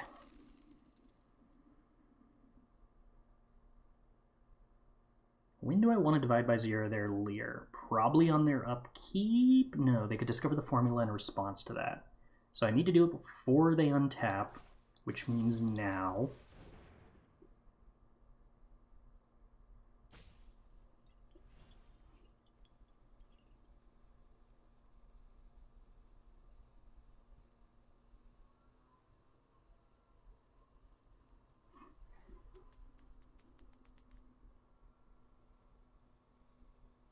They're debating doing divide by 0 nonsense.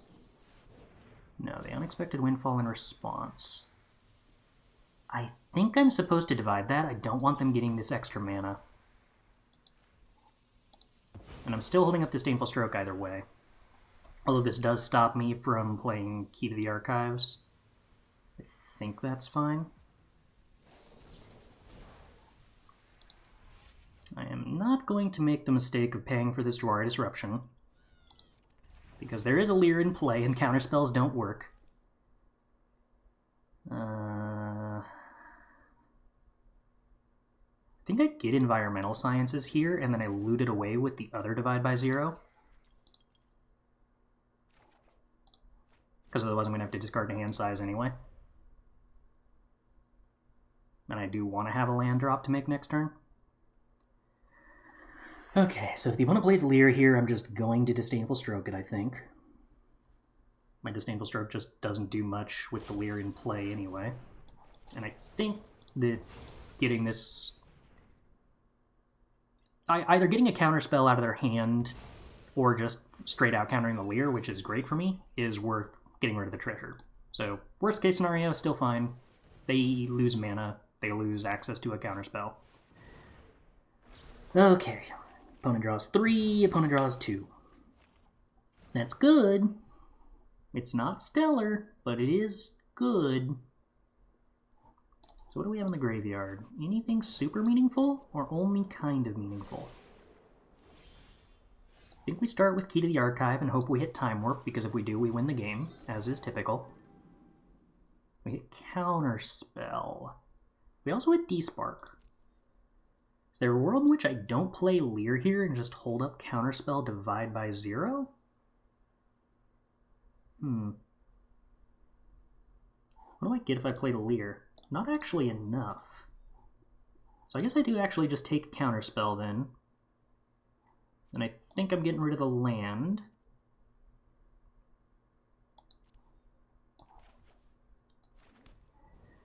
And I guess I'm playing Galvanic Windfall to draw a bunch of cards? Or do I need that mana too much to do that?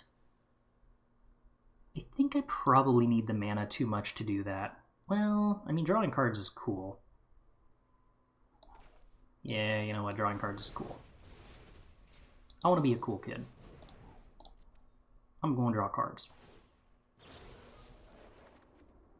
Yeah, Disdainful Stroke's neat.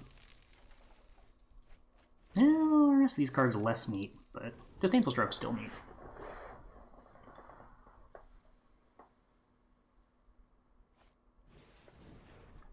Expressive Iteration, not worth counterspelling.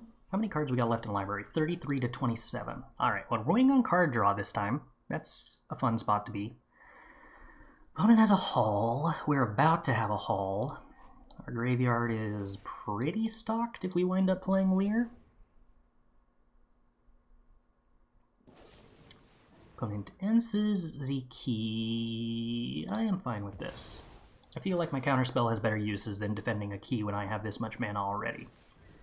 Like dealing with a key. It's probably worth stroking.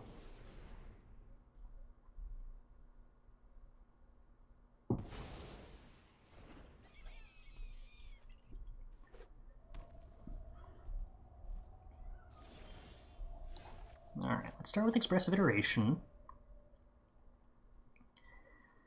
I suppose I'm putting Discover the Formula in hand and then trying to cast Key since this didn't hit a land drop. What am I discarding if this key resolves? I don't know.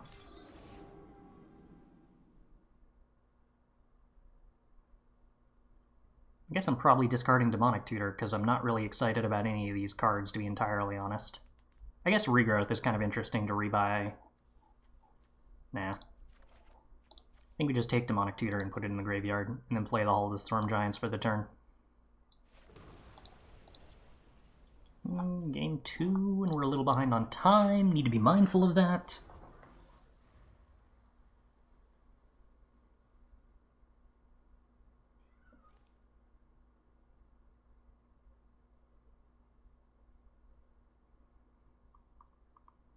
Opponent has 9, 10, 11 mana. We have opponent on 12 mana. We have 5, 10.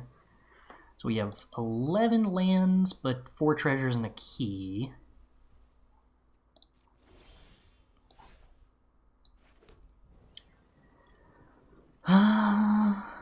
Okay, I feel like the onus is on the opponent to do something here, and we've got land drops lined up for the next couple of turns. Hullbreaker Horror. Okay, where does that put us? Do I just divide that to buy time, or do I try to resolve some card draw here? I think I should probably be trying to resolve Discover the Formula at this moment. And I think I'm willing to fight over that Discover the Formula using Counterspell.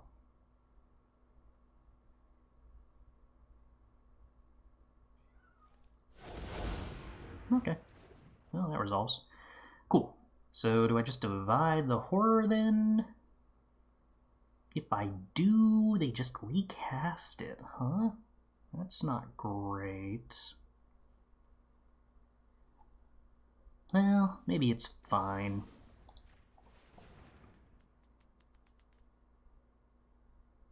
If they completely tap out, then I get to Galvanic Windfall. Maybe Galvanic Double Windfall to try to find another divide. My hand, we're going to loot away an Expressive Iteration here. Try to find another divide. Do I have more divides? I've used 1, 2, 3. I do have Brittle Blast that I can copy with Galvanic Iteration, though.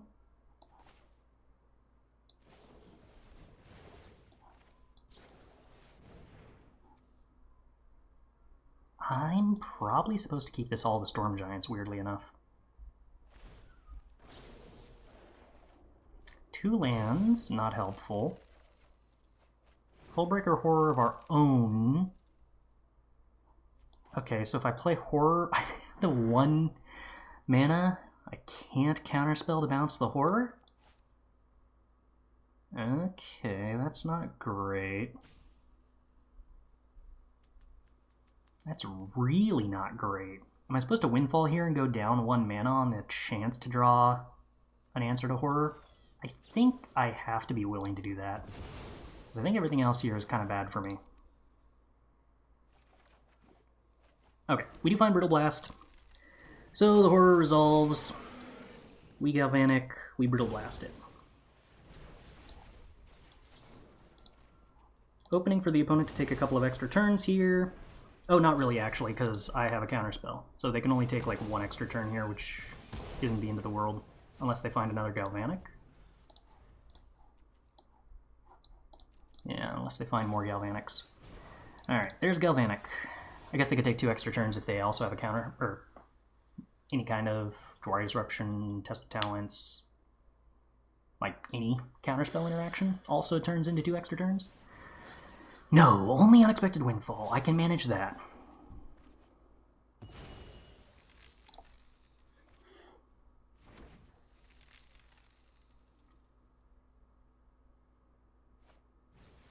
Smoldering Egg. That's past the point where that's a huge threat.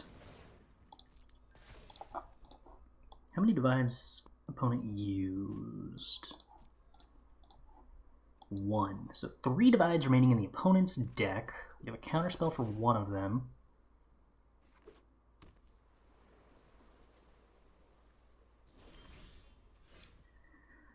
Whew.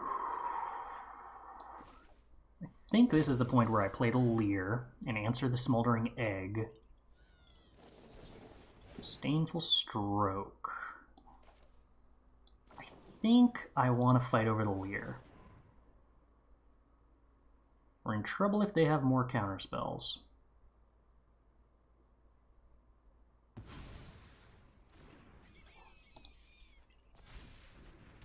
They do not. That's a good thing. Alright.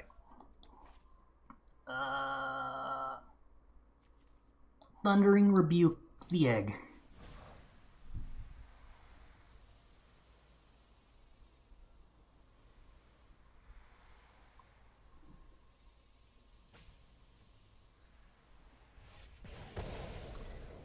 And then we're going to play a blue land untapped. And then I think we're going to pass. I've got 4 divides in the graveyard. Oh, did I miss one earlier when I was counting what my outs were to that Horror? Okay. 5 mana draw 26? No. That was a 3 mana draw 26. Is it good in the mirror? It can be. It's kind of... I don't want to say that it's rock, paper, scissors-y, but like, depending on how your opponent sideboards, Smoldering Egg is generally pretty good if your opponent is trying to lean on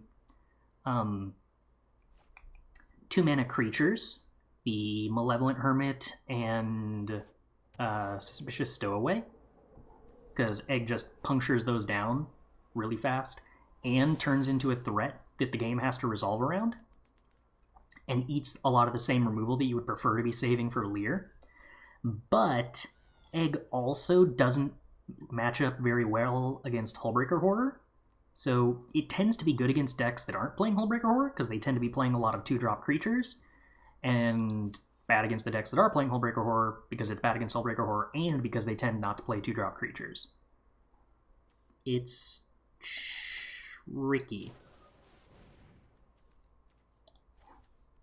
How many cards I got left in deck? 12? I probably need to be considerate of that.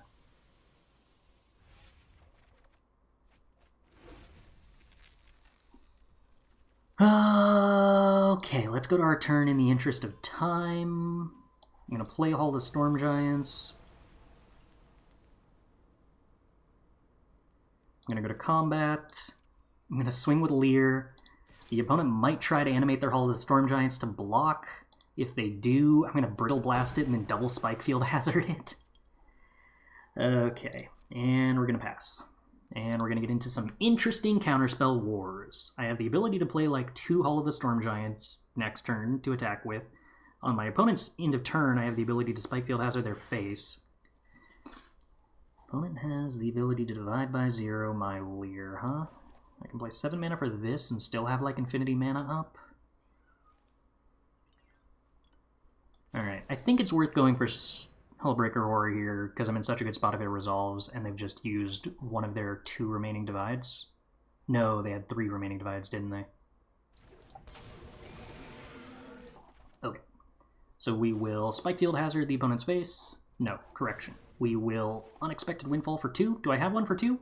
No, I only have them for 3. Okay, in that case, Spikefield opponent's face. Return divide to hand.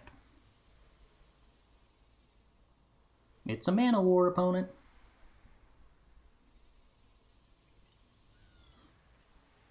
You turned into an Izzet mirror. Welcome aboard. This is what they look like, for some reason. Galvanic. Interesting.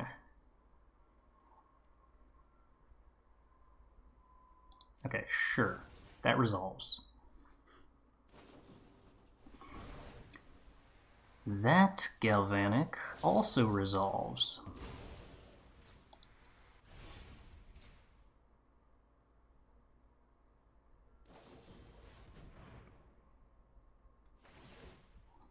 What would you like that divide to target, opponent? Oh, I didn't have any more spike fields? Okay. Well, I would like to Unexpected Windfall, discarding a land. I have 7 minutes left, apparently. I'd like to return divide by 0. I have 9 cards left in deck.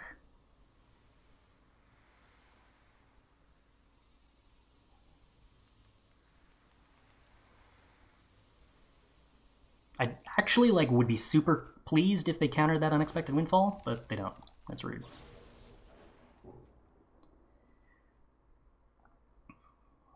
Okay. I would like to bounce your divide, opponent, and then also bounce the other divide, opponent.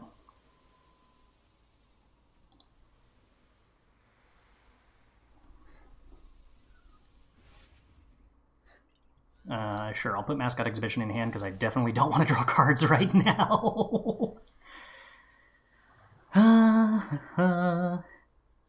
Yeah, I'm interested in how the untapped interface is handling this, because my guess is not. And I would like to Test of Talents that divide, opponent. Oh no, that doesn't actually do anything. Cancel. Yeah, let's just Jwari Disruption it, I guess. No, wait, I do actually want to test it. Well, huh. I could Test of Talents it, exile all the other divides. And we'll bounce it.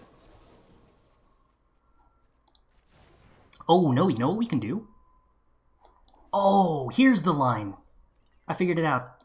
I figured it out, chat. Test of Talents, the divide... Wait, no, hold on. That leaves me with no... It doesn't leave me with anything. Counterspell the divide, and then bounce Lier. Hope that I have enough cards in hand to manage. I can't do that. Okay, never mind. We're just bouncing the divide then.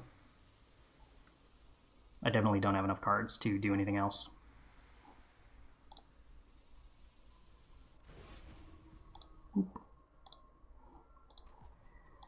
Alright. I don't think you should... Oh, that was a 3-mana divide the entire time, huh? Okay, yes. Expressive. if you're hitting 10-minute queues, quit the client and restart it. There's some weird glitch that happens on Arena where if you've been idle, or I don't even know what triggers it, but sometimes it'll just decide that your client has disconnected and not tell you, and you'll get infinity queue times until you restart. And then in 30 seconds after you restart, you get queued. It's weird. It's been around for a while, but hasn't been fixed yet.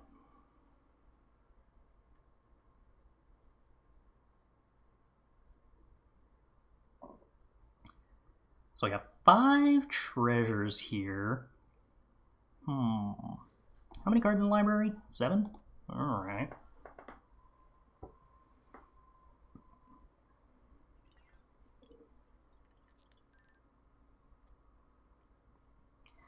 So if they divide me, they're down to 9 mana. If they divide me twice, they're down to 6 mana. Okay, Galvanic. Galvanic, sure. If I'm lucky, they make a mistake here and target Hullbreaker Horror with the bottom divide. So I actually get to do something really cute here. The top divide just resolves. I hope this is, actually good enough to work. I think it is good enough to work.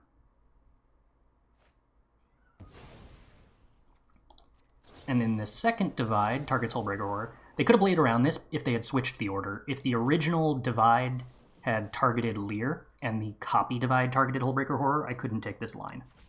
But now I get to use 1 counterspell to save my Horror, and that should give me lethal.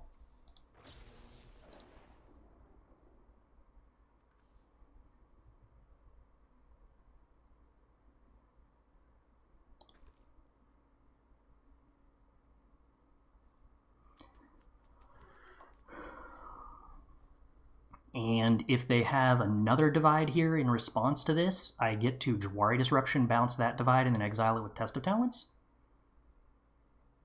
I might not even actually choose to exile it if my opponent's only out at that point with 1 mana as Fading Hope. Boop. Boop. Opponent's hand. Boop. Yeah, okay. Because they didn't cast it, I have to exile it. I can't let them have it with 4 mana, I don't think. No, that's wrong. Because if they cast it, I still have Jwari Disruption up the entire time anyway. Fading Hope is still their only out, so I'm not supposed to do that there. Okay. Well, we successfully won 2-0 with 4.5 minutes remaining. Counter here. Bounce there. Swing with, 21 power? Well, that was a mirror.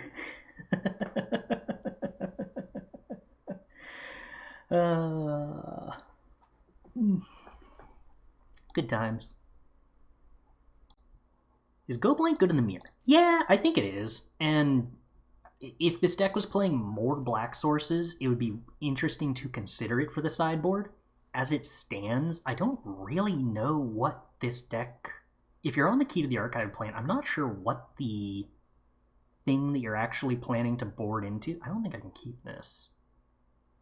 This doesn't do anything, and it has no red sources to cast Unexpected Windfall, and if it doesn't have Unexpected Windfall, then it doesn't do anything. So that hurts, but here we are. Ooh, Sand's also bad. Am I supposed to get rid of Key, or am I supposed to get rid of Windfall? I'm assuming I'm supposed to keep the Hullbreaker Horror. No, I'm just supposed to get rid of the Hullbreaker Horror. We'll find other things to ramp into. But yeah, this deck already has so many cards for the mirror that I don't think that's necessarily what it needs to be using its sideboard space on. I think that it needs to use its sideboard space to very aggressively help out the matchup against aggro. Do you like that the next set championship is Alchemy, or would you prefer Standard, or is that dependent on what changes next week? I don't think that it makes a very big difference to me. I enjoy both formats. I think Alchemy is more unsolved than Standard right now. Not that I think either is solved, but more unsolved is a thing. And so I think I would prefer... I think I'm happy that it's Alchemy as a result, because I think that that will be more interesting to brew and probably more interesting for folks to watch. Snowy Gruul says so much that this deck is aggro, but they didn't play anything. I'm too nervous my opponent has an Abrade for me to jam the key here. I'm going to play it safe and just hold up the Unexpected Windfall. My opponent not having played anything in the first 3 turns when their snow deck is screaming, I'm aggressive. I don't know what to do about that. Okay, Halana and Alena I'm not worried about. But I guess they were an aggressive deck with just a very, very bad hand.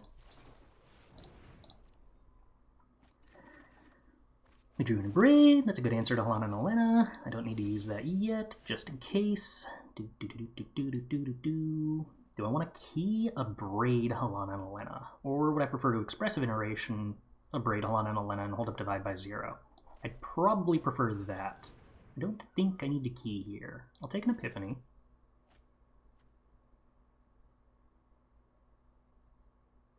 Oh, this sucks.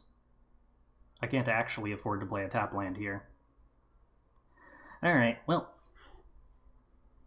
Expressive Iteration, you were successfully a Anticipate. We're going to exile a Spikefield Hazard.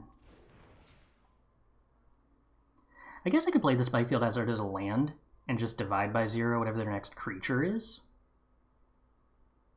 But if they play like a 2... Well, if they play like a 2-drop, then I just divide Halana and Alena, right? No, then I don't even need to divide anything. Then I just braid the Halana and Alena.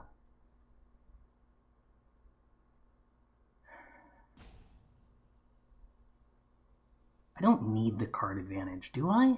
I kind of do, because Key to the Archive is going to discard one of these lands. Probably the Forsaken Crossroads, because I'm on the play. Okay, I'm going to play this as a land, and I'm going to hope dearly that I don't get punished by my opponent main decking Snakeskin Veil, which, the fact that they're playing Snowlands means they're not on a stock list, which implies there's a higher chance they're on Snakeskin Veil, because the stock list doesn't main deck any Snakeskin Veils, and so I'm used to assuming Gruul doesn't have Snakeskin Veil. But the Snowlands probably mean I should be less confident in that, and maybe I should Abrade Sorcery Speed.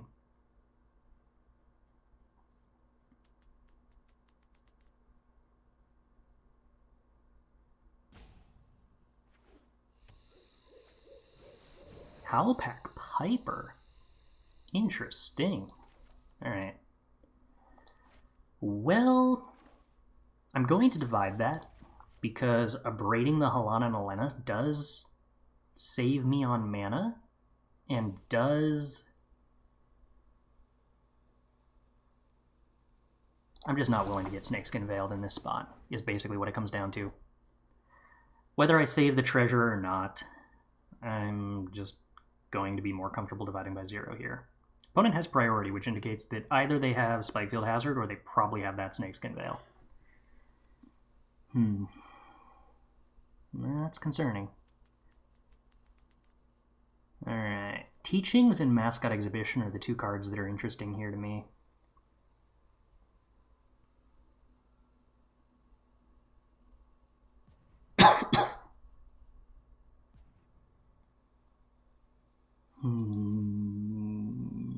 I think I take Teachings.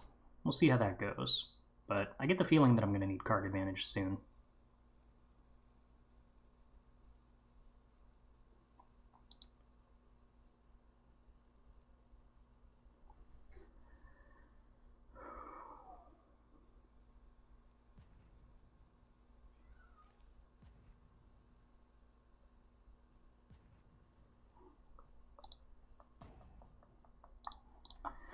Well, opponent...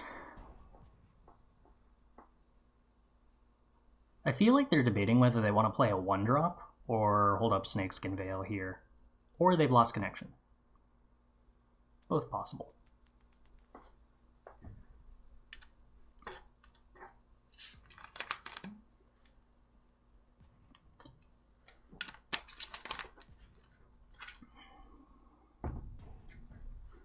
On my turn, I could hold up Abrade or Abrade the Halana Alena. at sorcery speed and play Key.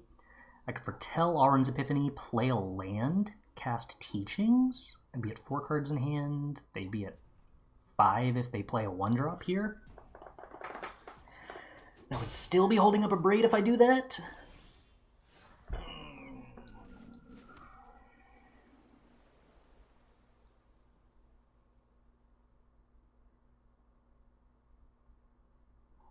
I could also just Teachings without foretelling A-Alrund's Epiphany, I suppose. If they try to gotcha me by casting Snakeskin Veil, then I get to kill Helana and Alena? Alright, I actually like that. You should blow me out with this Snakeskin Veil, opponent. Look at this opening I'm giving you.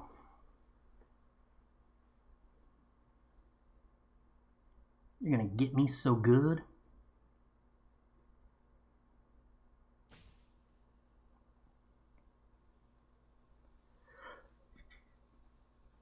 Just think about it, opponent. You're countering my Teachings of the Archaics for 1 mana. That's super great. You definitely want to do that. Oh. Well, Burn Down the House is a pretty good card, though. Alright. I doubt that I'm actually going to wind up using this Abrade, so we'll spend the mana for telling A-Alrund's Epiphany. Birds in the future are decent. Opponent's going to get to put 2 counters on the Howlpack Piper if that's the line they go for again, which doesn't take it out of range of Burn Down the House, even if it does get Snakeskin Veiled. Yes. Unfortunately, this does give them the opening to activate Howlpack Piper, which could be wicked scary, and the fact that they didn't play anything for the first 3 turns indicates that there's a decent chance. You have 2 Snakeskin Veils, opponent?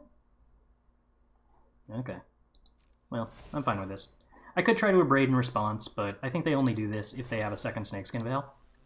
And my Burn Down the House is clearing up both of these creatures regardless of whether I commit the Abrade or not. If they have a Snakeskin Veil to try to save the Howlpack Piper with +1 power next turn, then I get to Abrade in response to the Snakeskin Veil on that turn.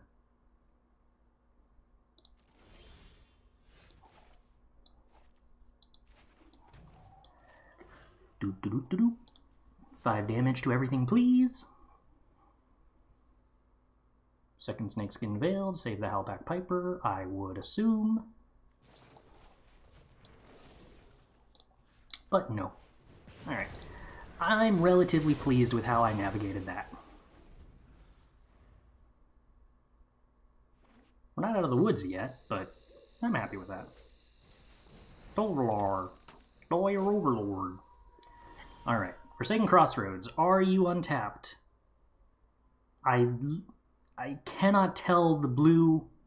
Wait, do you mean the little fog effect around the actual outer border of the card? The one that's pulsing between blue and yellow? It's literally both blue and yellow. How am I supposed to tell? What?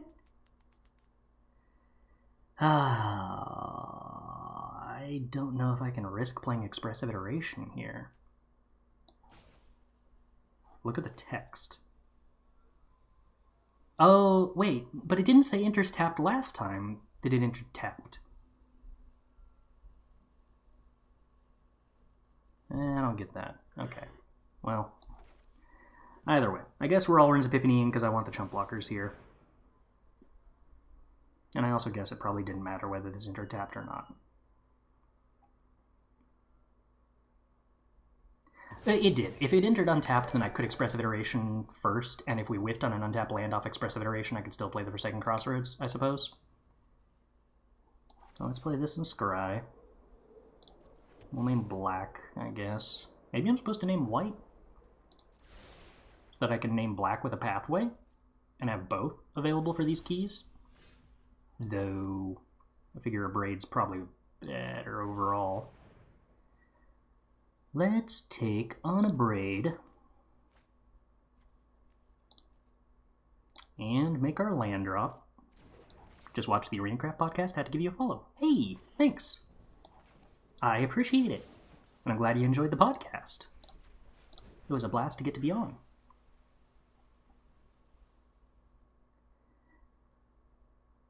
Wow, 3? Dang, opponent. Oh, okay. Sure. That works too. And it makes sense. Not quite Snakeskin Veil, but close.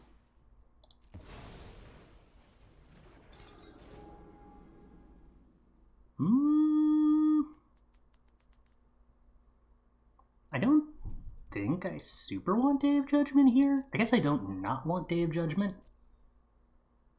Yeah, I'll take Day of Judgment. The only thing I'm worried about is a 4/4 flyer. I got Hull of the Storm Giant to answer like anything else. I was on a podcast. I was on the ArenaCraft podcast this week. Yeah, let's start attacking the opponent. No, let's not start attacking the opponent. They could have a 3/3 haster that I want to chump block.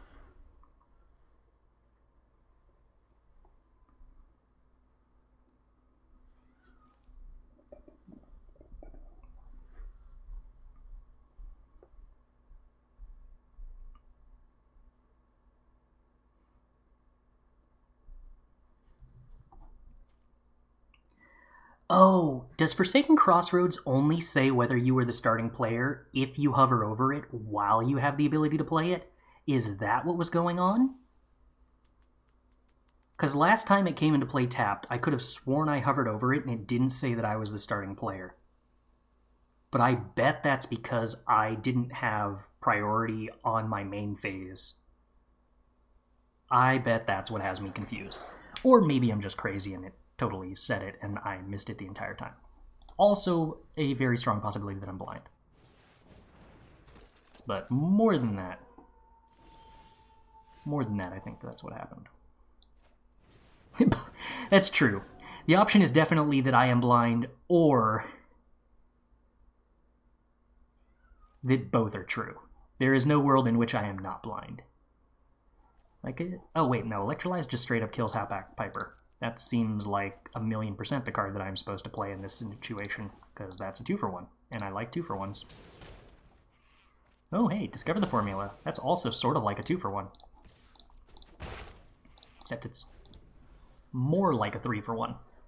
Maybe a 3.5-for-1. Knight? Opponent, all your cards are so good at night. How am I supposed to let it be night? Alright, let's take this Lier. Let's take this untapped land.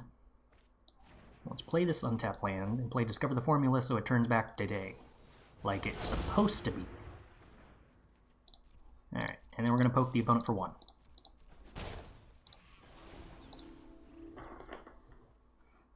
Better. Well, I imagine I Unexpected Windfall, discarding probably Day of Judgment here, because I think I'm going to play Lier, and if I'm going to play Lier, I don't want to cast a Wrath.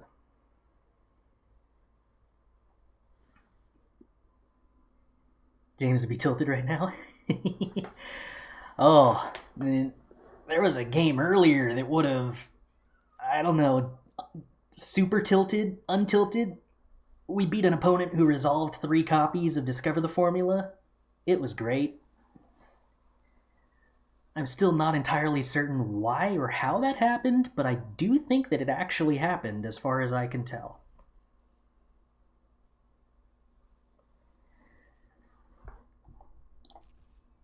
Alright, Unexpected Windfall, discarding Expressive Iteration. I don't think the opponent's going to have a response, so I can make 1 more treasure here. Discard some land, draw some cards. 26 cards still in deck. I feel like we're probably okay. And despite all of those cards that we worked so hard to cast... This was on black? Yeah. Wait, I was supposed to discard Day of Judgment. Whoops. Oh well, I think we're going to do fine. How many spells have I cast already? 1? So I need to cast another?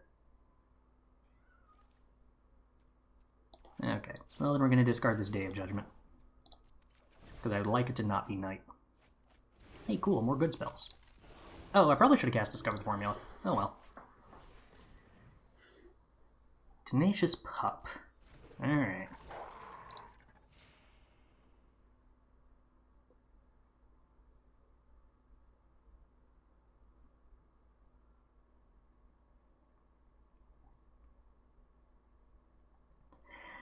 The entire conversation that was happening around Discover the Formula for that whole podcast just had me tickled.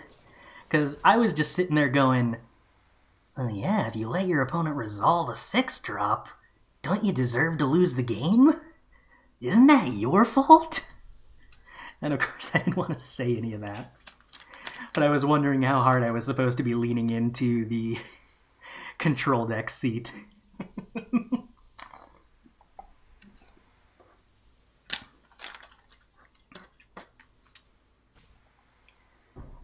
A situation like that with 4 people, I was trying to err towards the side of allowing the conversation to roll forward rather than getting into the kind of banter that I think is easier to do with fewer people. I think we did a pretty good job of staying on the rails, but I definitely didn't want to take it off the rails. Let's see. I'm going to go with Galvanic Iteration. Galvanic Iteration. And then I think there's a burn down the house here somewhere. And we're going to make some creatures to attack. And we're going to animate this Hall of the Storm Giants. I think the opponent's probably dead here. Boop, boop, boop, boop, boop, boop, boop, boop. Yeah. I think I even had 3 more burn damage in there.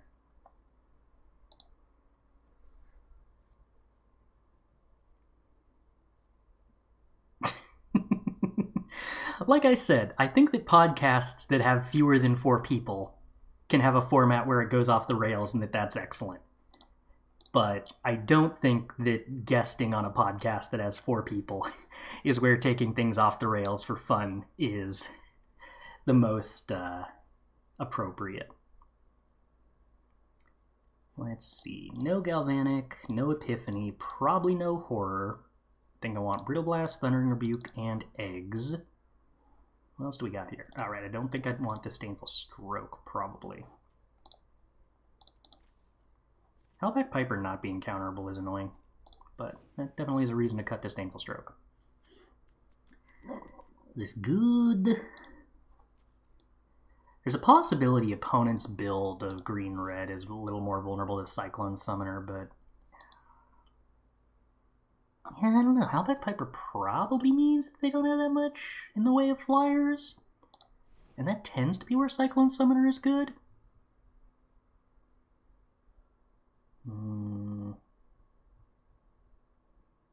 Alright, we'll give the Cyclone Summoner a try. Gotta discover the formula. You'll note that whenever Mabim Bam has a guest on the podcast, they all are much more conscientious than normal about making sure not to diverge from what was the original topics. They're professionals, even if they pretend otherwise.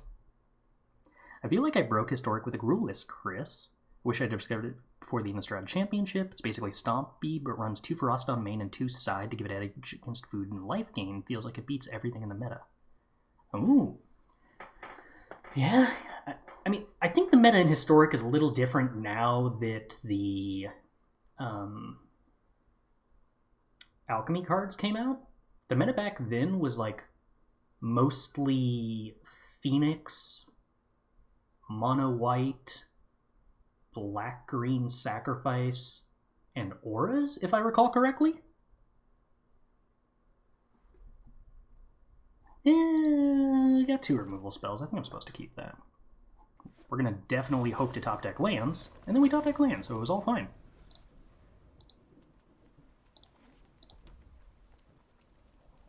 Food, humans. Oh, Healy. Yeah, that was the other big one. Jund Coco and Jund Corvold. I don't recall seeing too much of Jund Coco and Jund Corvold, but that makes sense. Okay. Fair. Cleansing Wildfire, Snow-Covered Forest does. I guess you, like, but that means they made a mistake, right? They were absolutely supposed to Cleansing Wildfire their Shatter Skull and get 2 snow permanents. Like, the idea that Cleansing Wildfire fixes your mana and gives you snow permanents, I get, and I don't think that's, like, super wrong, but that's definitely the wrong way to play it, right? I hate the fact that I have to let it switch to night because I have an answer to this on their turn. Okay. Well, we get to divide by 0 the next card. And we get Environmental Sciences. We hit the land drop anyway.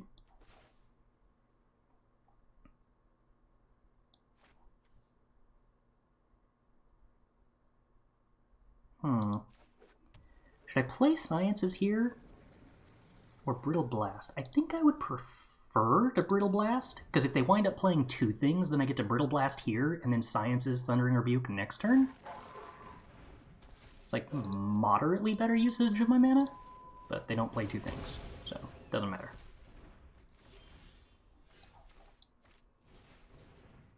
Okay. Well, I've got enough to cast Burn Down the House, and that's something. Ew. Howler. He draws cards. You're drawing cards, opponent. That's my job. I'm gonna take so much damage from this Stormseeker. Am I back on streaming more often? I have been for the last couple of weeks. I've been setting up a YouTube channel, and that has been motivating me to be interested in streaming more, as has Alchemy being a new format that I found super interesting.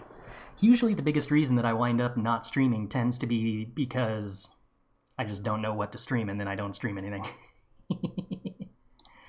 Okay, I think I'm willing to take the damage from this Slasher because it gives me an opportunity to resolve Discover the Formula. I should have played Discover the Formula at sorcery speed in case I hit a land. That was bad. Well, I mean, maybe not giving the opponent the information to just go hog wild on playing stuff is also important. Could you please turn it back today, opponent? Wildsong Howlers are annoyingly good. They keep drawing cards, so much stuff with haste. Okay, yeah, Stormcharge Slasher plus Helena and Elena next turn, if they have an untapped land, is going to embarrass Cyclone Summoner to such a silly extent. I can't really do anything here. I guess I could burn down the house. That's probably what I'm supposed to do. I think Cyclone Summoner, when they have the opportunity at night to play Stormseeker plus Helena and Elena, is just not good enough. I could also Unexpected Windfall into Burn Down the House to turn it back to day, and then Burn Down the House, potentially having Abrade up. Potentially better than Abrade if I hit a untapped land. Yeah, I think I prefer that to Expressive Iteration because the upside is higher. Hey, we hit the untapped land. That's great. Okay. 5 damage everything. Did the opponent keep in the +2/+2? I do still get to beat that with Abrade, but I don't feel good about it. Because then I don't get to have the Abrade with Helena and Elena. Yes, they did keep in the +2/+2.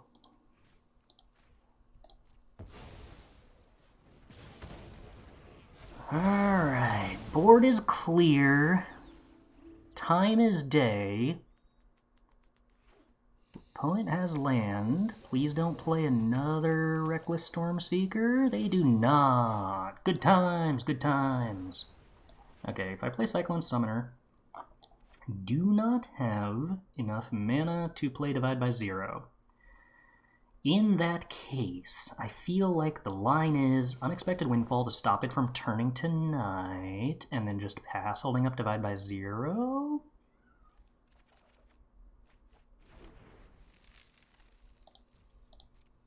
That feels like probably what I want to do. I don't think I'm burning down the house for just Helena and Elena.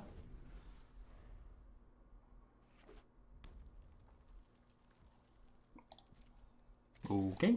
Well, my opponent isn't playing any creatures there. I think that that's a good indication they're probably flooding. Or they want it to be night? Is it being night that big of a deal to you, opponent? I mean, it's a deal. It's definitely a deal. Oh, no, this bounces all my treasures. It's been so long since I've played this that I forgot about that. Alright, well, I guess we can just cast it using treasures, and that's sort of the same thing. It's not like I have mana sinks for all those treasures right now anyway.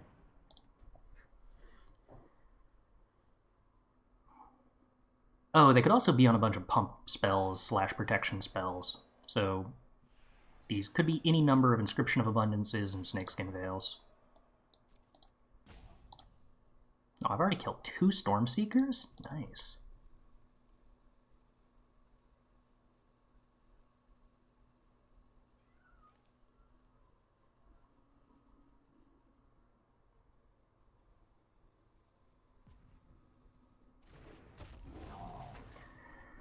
Alrighty, creature get the bounced.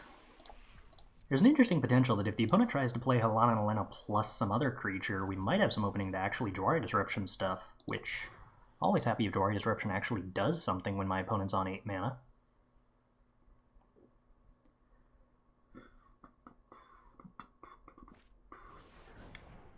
Yeah, that's Halana and Elena. That's a Tovolar. Which I could double Jwari Disruption. Let's see, this comes in as a 4/4, then becomes a 6/6. Oh, wait, a 6/6. 6/6 is too big to die to burn down the house. That means this isn't actually acceptable.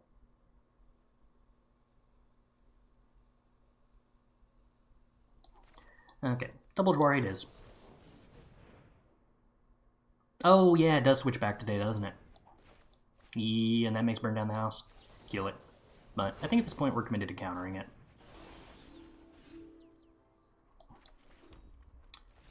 Okay, I guess we're done here. That works too. Did I have enough mana to activate 3, 6? Yeah, so I still could have activated Hall of the Storm Giants, served for 14, and held it Divide by 0.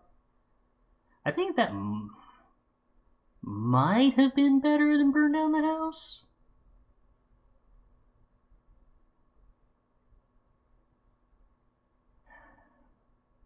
And burn down the house still gets blown out by like a Snakeskin Veil.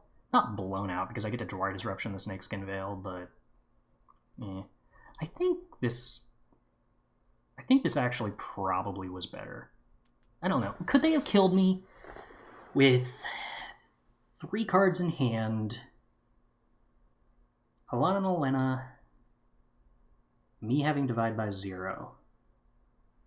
That feels dangerously close to them having outs to kill me, so maybe that wasn't a good idea. Although I suppose I could attack with Cyclone Summoner and just hold back with Hull?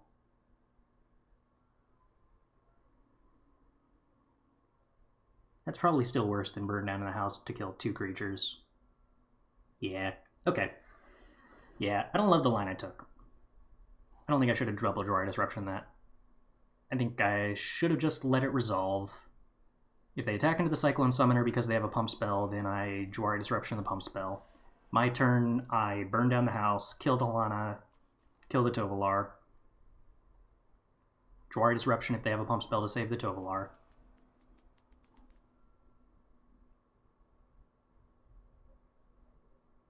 I don't think I knew about the land, so I was only guaranteed 9 mana.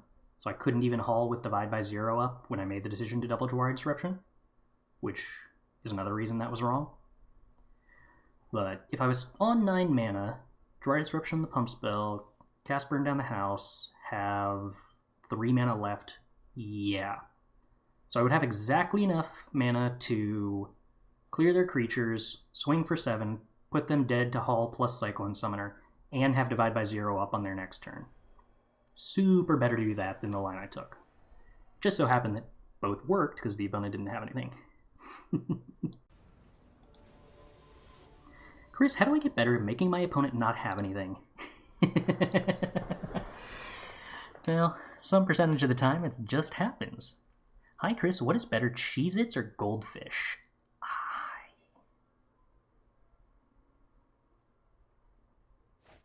I've never really been a fan of either.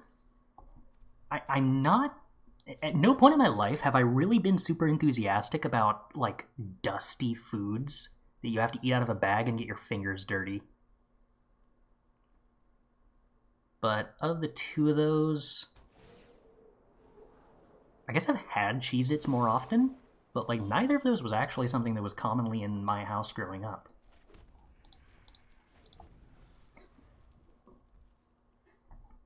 Oh. Did opponent miss? Yeah? You sure, opponent? Okay, I was gonna say. You missing a land drop would be unfortunate.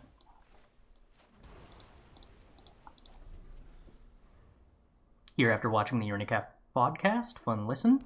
Hey, nice. Happy to have you. Thanks for stopping by. Goldfish or less dusty? Okay. I'm on goldfish then. If I'm going to have a chip, my chip of preference has generally been... this is a bad hand. Pringles, because they are the easiest to eat without getting your hands messy. What am I supposed to name here? I think I just go with blue. Potentially there's like some value in naming a different color. Alright, I'll take Abrade. I really hate that though. But I get the feeling my opponent's about to play a key, and I have no answer to key, so I would rather have an answer to key. Oh cool, my opponent didn't play key. In that case... it's kind of awkward because my opponent could play Windfall, and I have no answer to Windfall, but I need to bluff having an answer to Windfall, which is why I can't play Expressive Iteration, which is why Expressive Iteration is bad. Because half the time you're on the draw and then it's bad. Oh... I'm in danger if my opponent never does anything, but at least I'm not missing land drops.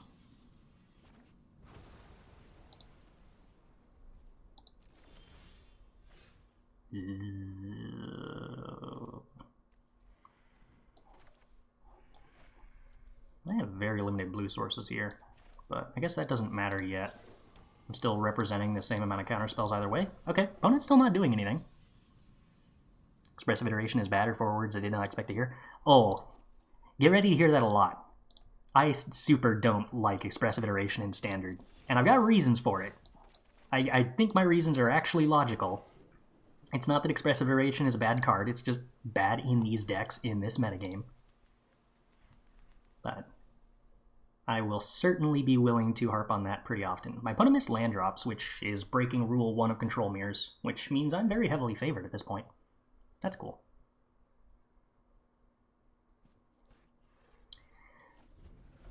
They don't even try to force me to have something.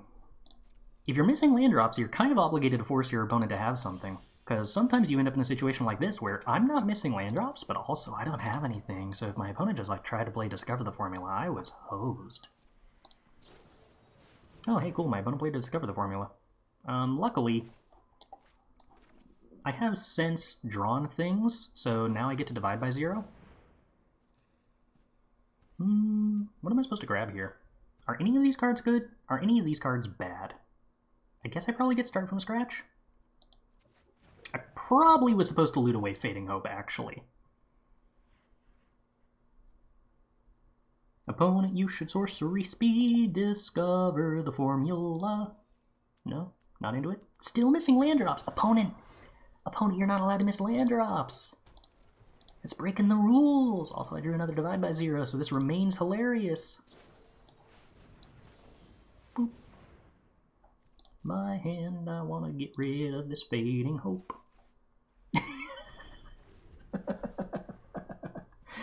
Alright, well, now I'm going to actually have to, like, cast spells and draw cards. Hey, opponent made a land drop. Good for them, good for them. Alright, Expressive Iteration, because I don't want to stop making land drops.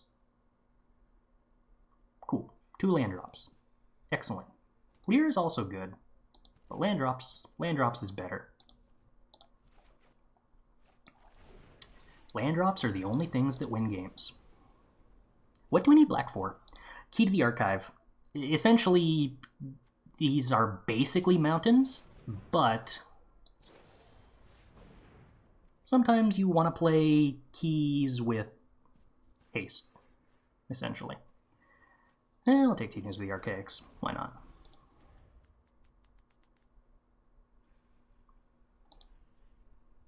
Opponent's got to be annoyed by 3x divided by 0. So think of it this way. Imagine how lucky the opponent is that they didn't realize that every single one of those divide by zeros was drawn the turn they played Discover the Formula. If they knew that, they would be even more upset. So personally, I think we've done them a favor by not informing them of that. Oh, hey, cool, Unexpected Windfall. I was looking forward to winning the game.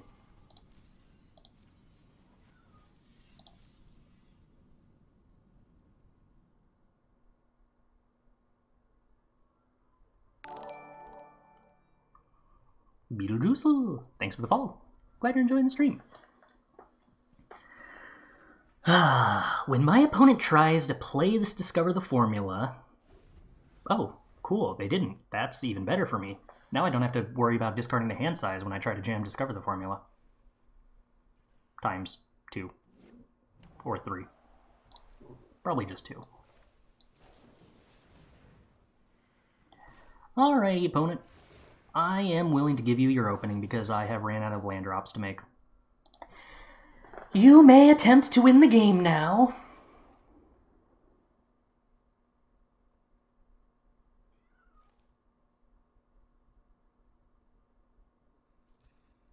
Oh, I was 1 mana short of doing triple Galvanic Iteration. Or, well, triple Discover the Formula. Double Galvanic Iteration.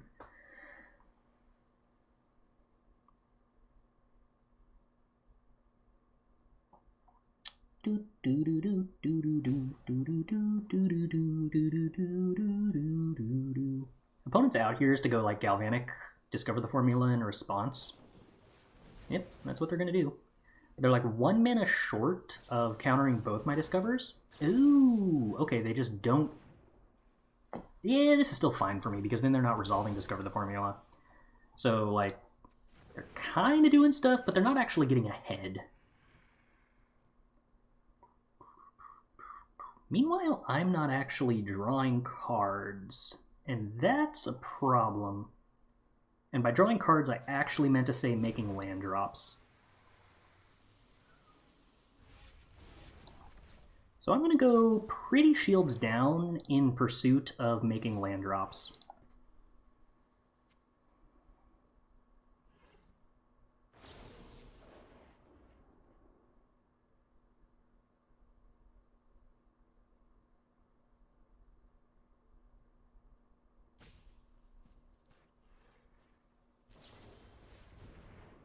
Okay, that's 2 divide by zeros down, but gives our opponent some concerning possibilities if they find a Lier.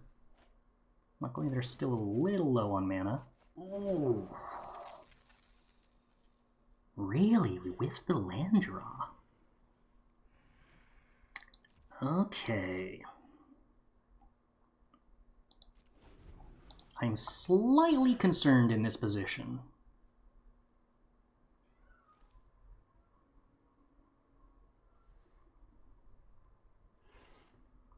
We could definitely fall behind here. It requires a very specific set of things for our opponent, but... Teachings... Sure... I could, like, Abrade my own treasure? To deny them 2 cards? That's super not meaningful. This isn't a game about 2 cards right now. I believe I Unexpected Windfall, discarding Abrade. I don't think it's a terribly meaningful card. If the Unexpected Windfall gets countered, it enables Teachings of the Archaic, puts me up on mana, and gives me a potential to draw land. Draws A-Alrund's Epiphany, which isn't as useful right now because we've already used our Galvanic. Still missing. Wow. Okay. That's a problem. Missing land drops is problem. So what if I discover the formula here? I think I'm allowed to try to do that. Opponent's down to 2 discover the formulas, probably 1 Disdainful Stroke. I think I'm about to play a fair A-Alrund's Epiphany.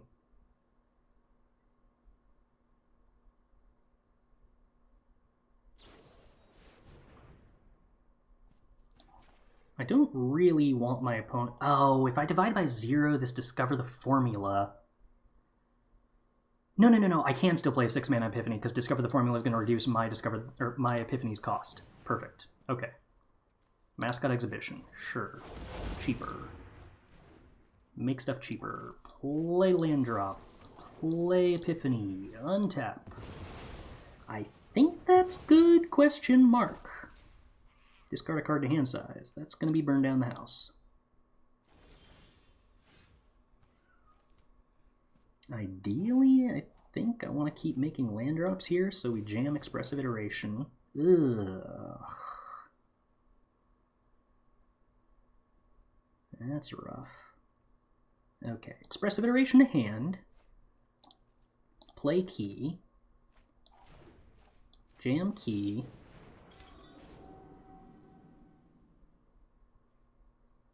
Demonic Tutor. Put Demonic Tutor in the graveyard. Unexpected Windfall. Discard Teachings. Loot into land. Okay, land drop successful. I'm going to call that a minor victory. 25 cards left in deck. One of them is a Lier somewhere at the bottom. We shuffled? No, we resolved to Discover, which isn't actually a shuffle, but it hides the order of the deck, so Lier still should be somewhere in the bottom, I think. Could play Discover the Formula here. Don't really want to give the opponent an opening. Yeah, don't need to. Draw land anyway. I guess I could have jammed Expressive Iteration there.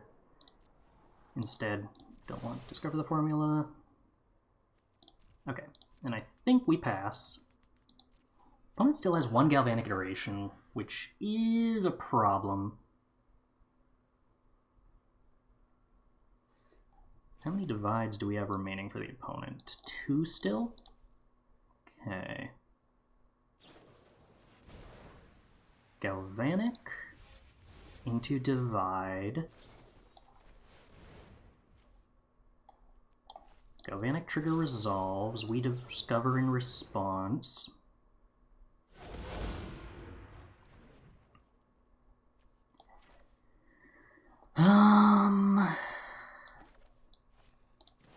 Jwari Disruption.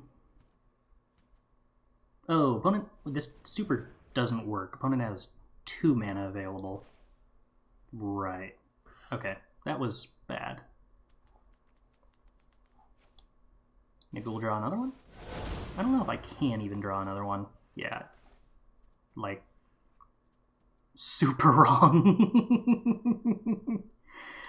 Okay, well, we're gonna Hullbreaker Horror and pretend that this sort of undoes this mistake, but it absolutely 1,000,000,000% doesn't. Because having 1 mana with Hullbreaker Horror in play would be nice.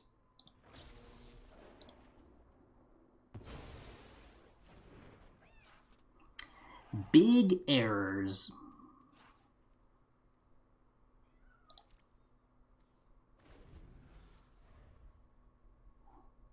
Eighteen cards left in deck. Okay. Gotta love these Expressive Iterations that are like massively less expensive to cast now.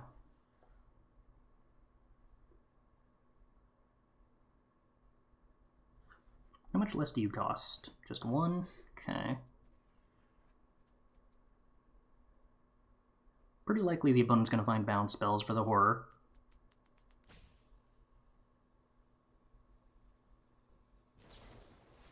Whoa! Second Galvanic Iteration. Okay, I did not play around. Okay, thank goodness. Not an extra turn.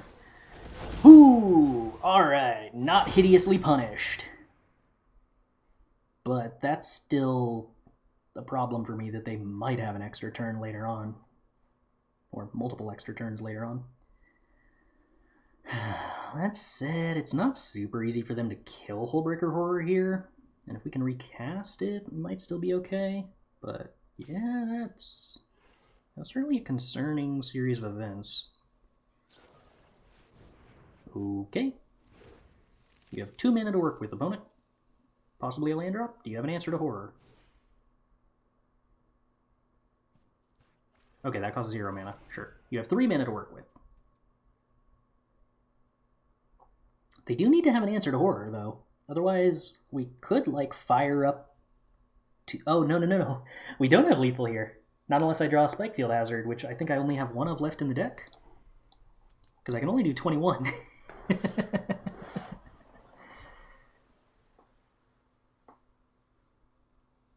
3, 6... Yeah, I can fire up both halls and have 2 mana remaining currently. Imagine a world in which I had a Jwari Disruption and a treasure to protect this Hullbreaker Horror. Okay, 1 treasure remaining. That could easily be an answer to Hullbreaker Horror, with the amount of discounting they've done.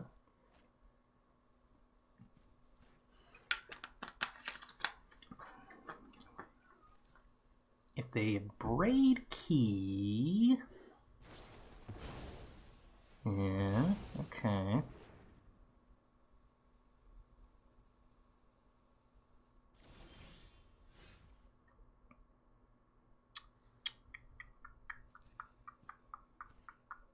I don't think I'm supposed to put my opponent to 1, but the fact that they didn't answer Hullbreaker Horror, I feel like that's pretty much game.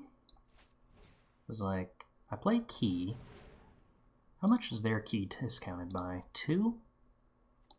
Yeah, I think it's worth giving them another use of key if it denies them 2 mana. This has a chance to hit Time Warp and just win the game. It doesn't. So we get a Doomblade, put Doomblade into the graveyard.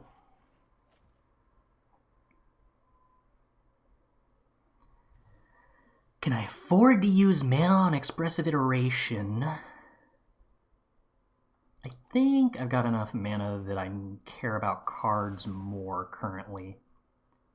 Do I return key to my hand? I don't think I do that here. Okay, well, found some lands. That isn't more ability to do anything.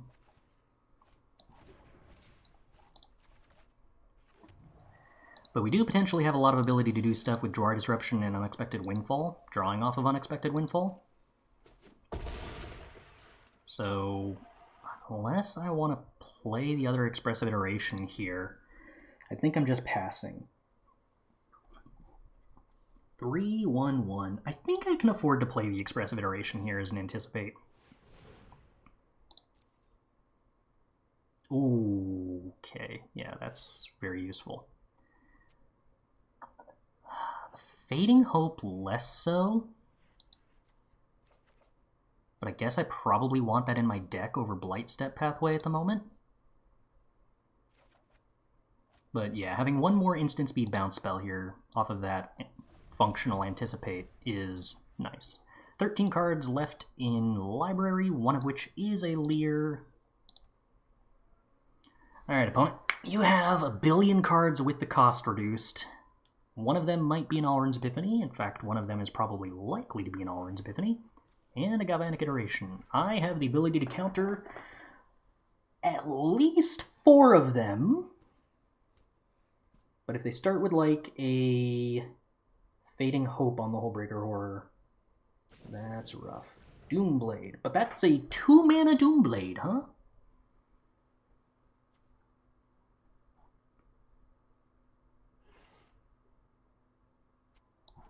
Alright, let's see how much of our opponent's mana we can tax.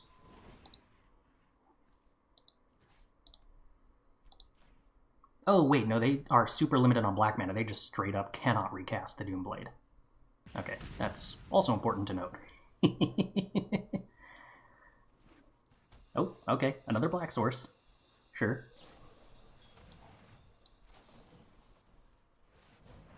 I think I'm supposed to Windfall at this point.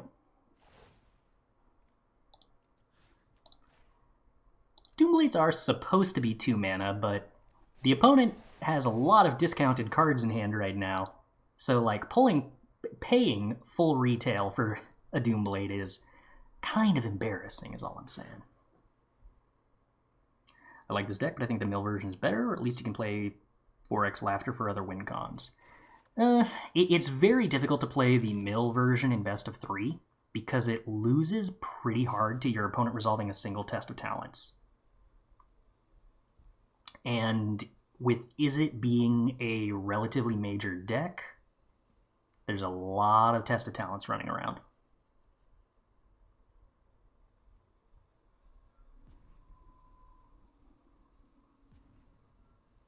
I get the feeling the opponent doesn't have A-Alrund's Epiphany, or I think they would have already tried to do that.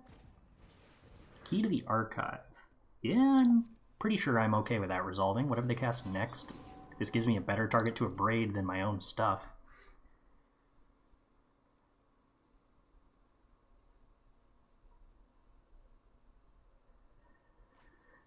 Well, how are you answering Hullbreaker Horror +2 Hulls, opponent? While at 14.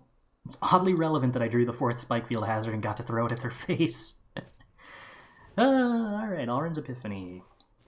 They did in fact have it. Destroy target artifact. Bounce target A-Alrund's Epiphany. Kind of surprised they went for this with the key rather than Galvanic Iteration into A-Alrund's Epiphany and demand that I have 2 answers, or 1 answer that's actually an answer, plus the Hullbreaker trigger. Played against a best-of-1 deck today with 4 tests. That's impressive. That's real dedication. Alright, so I want Galvanic, I want Goldspan, I want Brittle Blast, I want Thundering Rebuke, I want Tests, I want Disdainful, I don't want Fading Hope, I want to Trim and Abrade, I don't want Burn Down the Houses. Did I just cut Abrades completely? I think I cut Abrades completely. I'm still not actually sure if that's correct.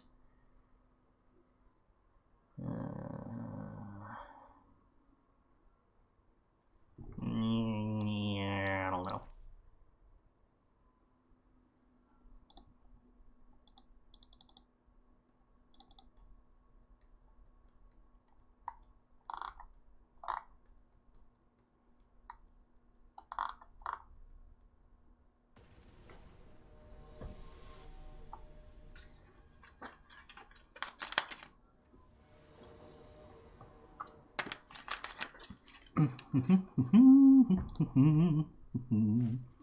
Abrading Key isn't bad.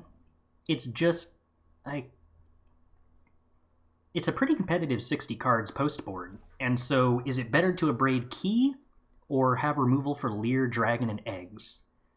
Abrading Key is good, but I don't know. I'm still not entirely sure which way to take that.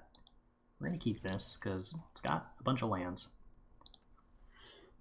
The trouble is that Abrade really doesn't do anything else than answer Key.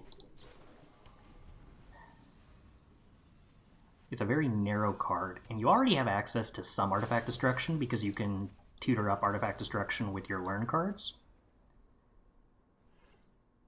Pretty sure Abrading Key is actually bad. It's not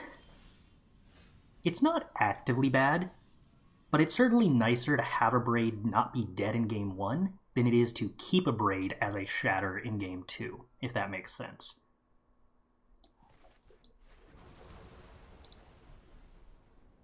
So unless the opponent is playing Behold the Multiverse, which I would greatly approve of, that's an A-Alrund's Epiphany they decided to foretell. So this is where it's super scary to hit Expressive Iteration, and why I hate playing Expressive Iteration. If the opponent had missed on an untapped land with this Expressive Iteration, I would have just gotten to play like Unexpected Windfall at sorcery speed. The risk there was huge. And yeah, they could have played a land from hand instead if they missed on the untapped land, but then you're still taking all of this time and energy and casting a sorcery speed Anticipate. Like, the reward there is absolutely not worth the risk. Isn't Abrading Key devastating since 4 mana getting destroyed by 2 mana, plus you now have a card that you can't play? I mean, if they choose to keep a card with Key. But a lot of the time, the only card you would keep in this matchup is, like, Time Warp. Post-board, so, like, it's weird. The value of Key is a lot higher pre-board with the loot, because you have a bunch of dead cards. Postboard, you don't have anything bad to throw away with Key. So, like, you're throwing away a real card. Pretty much guaranteed.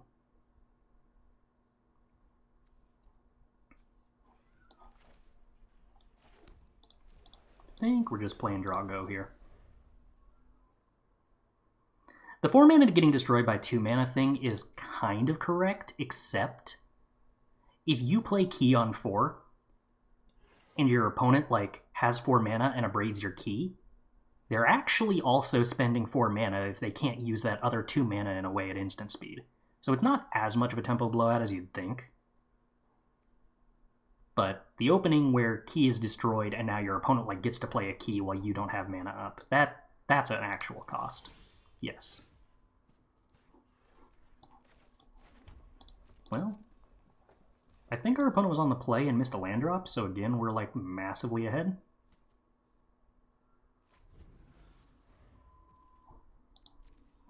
I feel like opponent isn't super familiar with control mirrors.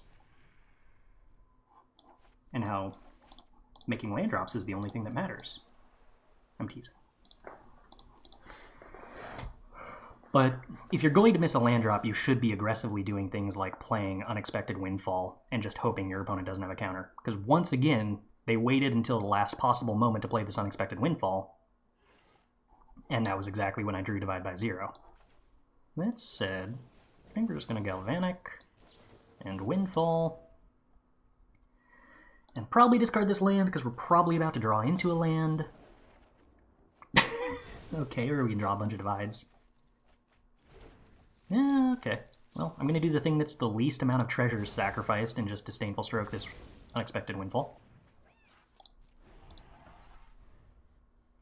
So unfortunately, we might be shaping up to miss a land drop here. That'd be a bummer. Unexpected Windfall. Alright, well, I don't want my opponent getting 2 treasures and potentially making a land drop, so we're going to divide that. And I guess we're going to get Environmental Sciences, because I don't want to miss a land drop. And we're going to Expressive Iteration, I think. Yeah, we'll take a Jwari Disruption, and we'll play a land. And we're going to play the Key. And we're going to get rid of Environmental Sciences. Oh, we're going to take a Time Warp and get rid of the Environmental Sciences. Alright. Well, the opponent can now resolve this Unexpected Windfall. I'm okay with that. Because I'm probably going to take 2 turns next turn. And by 2 turns, I mean to say 2 extra turns, which is to say 3 turns in total. And that's terrible. For them, not me. I'm happy to do that. Ooh, not even going to sorcery speed the Unexpected Windfall, opponent? Really?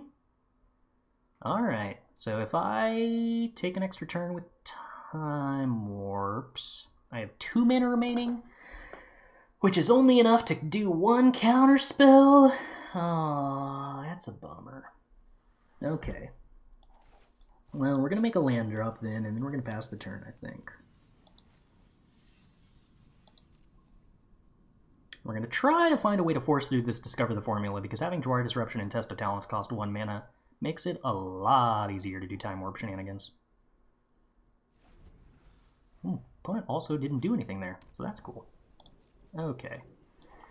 Well, opponent, I'm going to give you an opening. What do you want to do with the opening?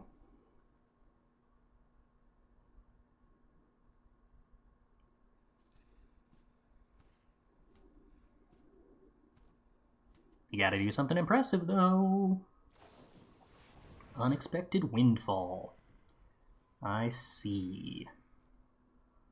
So if I Test of Talents that, they have to have Test of Talents here. If they have Divide by 0... Ooh, okay, negate works too, sure. Okay, so they negate that. Instead of the Discover the Formula, that's kind of an interesting choice. So now they have to have another 2 mana counterspell here? Because if it's Divide by 0, I Jwari Disruption and win. And also, if they counter this, I think I still win anyway. It is Divide by 0, so I will win the game very hard now, please. Thank you. Oh. Oh, I didn't expect to win that hard. I thought I was at least going to get to show the time warp first. Ah.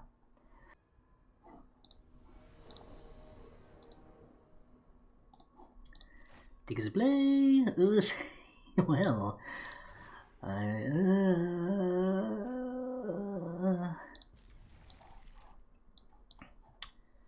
my petard is feeling a little tight. I suspect I am being hoisted by it. We're gonna keep this and hope to draw a blue source, or failing that, just more red sources would be swell too.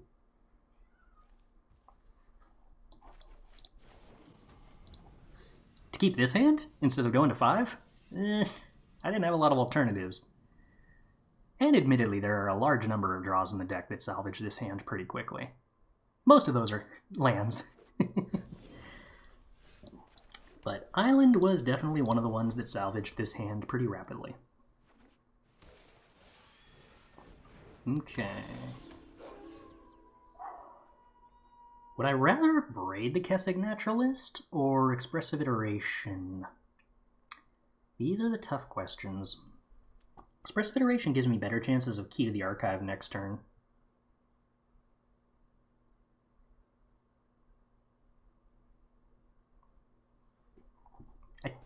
I think I'm supposed to Expressive Iteration, but I could be very convinced that that's wrong. Unfortunately, this is like literally worst case scenario.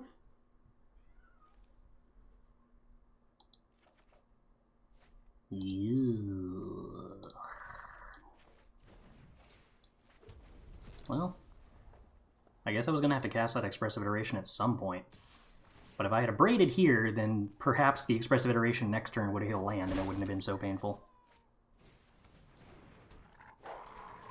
Alright, that could have been so much worse if the opponent had more land. Alright, we're going to bounce the wolf.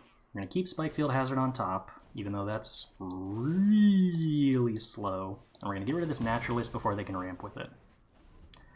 So next turn, unfortunately, it is turning to night, unless I Spikefield Hazard the pack leader.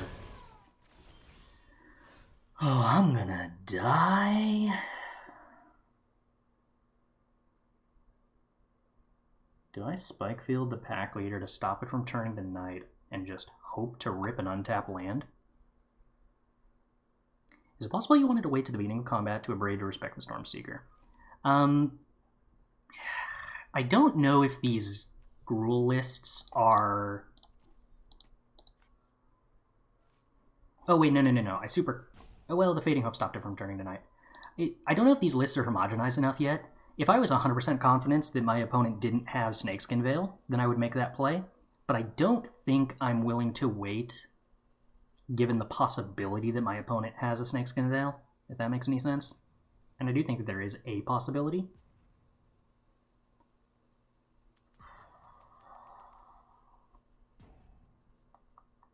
So I take 3, 5, 7, possibly as much as 11.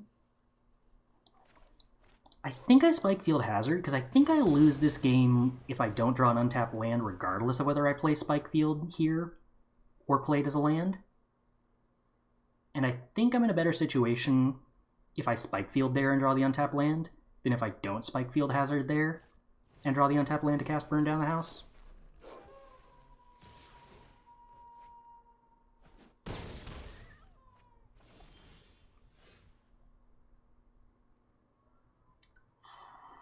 That said, Pack Leader was pretty good.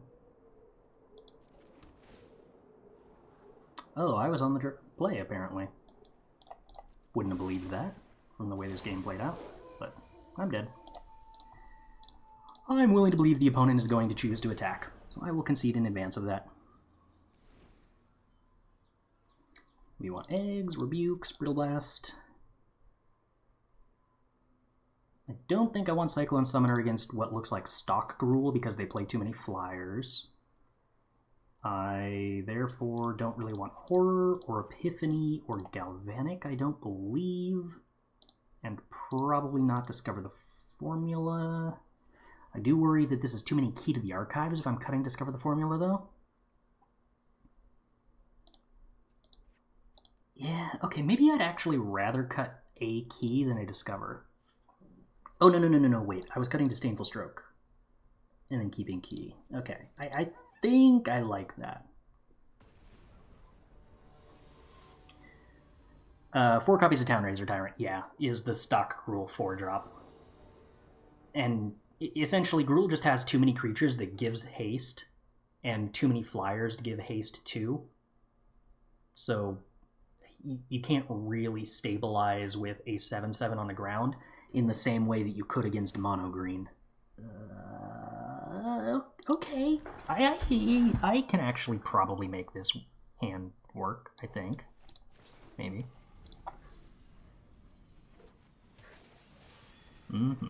Pack leader, yes. I'd rather Jwari Disruption a 2-drop than Spikefield Hazard the pack leader, I think. If they don't wind up doing anything, then I can Spikefield the pack leader. Yeah. That went the way that I thought it was going to. Alright, having drawn and discovered the formula, I'm not going to try to get maximum value out of these Jwari Disruptions in the interest of getting maximum value out of making my 6th land drop. Still willing to take damage from the pack leader, hold up Jwari Disruption. Okay. That's bad for me because that could be Snakeskin Veil. Oh, they had priority, which could technically just be Lair of the Hydra. There's no cute way I get to do this.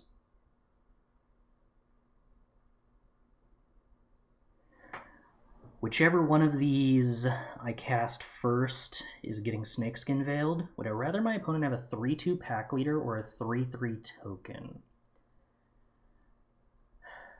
I'd rather them have the token, but getting Fading Hope fizzled means that I give up a Scry. Do I care enough about the opponent having a token instead of pack leader? Because the pack leader can get a counter when they play a 4-drop, and that's technically more damage. Do I care enough about that difference that I'm willing to give up this Scry? I think I do. This still might just be Lair of the Hydra with priority. No, it is not. Do I keep the land drop?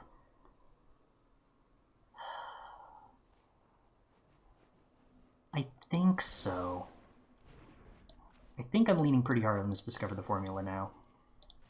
Also, I don't need to Spikefield Hazard now that the opponent let that Fading Hope resolve, and I know I'm not doing anything next turn other than Spikefield plus Jwari Disruption. On the off chance the opponent does... Oh, that's a bummer. Have a Snakeskin Veil, then this was slightly better. Alright, Reckless Stormseeker, can't do anything about it. That's a problem. Yep. I'm in danger. I'm in so incredibly much danger because I can't stop it from turning to night. And I also can't do anything about Tovolar, so the game is over. I have 1 turn to draw a board wipe, and then I still lose. Yep, I don't think I have outs here.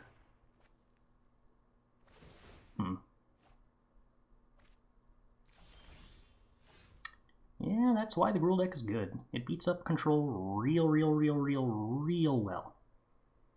I'm still shocked it doesn't play 4 Stormseekers. Or was it a different list that didn't play 4? It should play 4 Stormseekers either way. I think this one does. I think I'm forgetting and thinking about a standard list that I saw. Nope. Okay. We die. We died.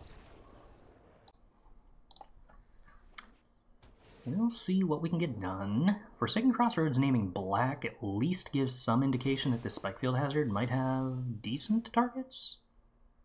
That said, I kind of need to make that land drop at this point.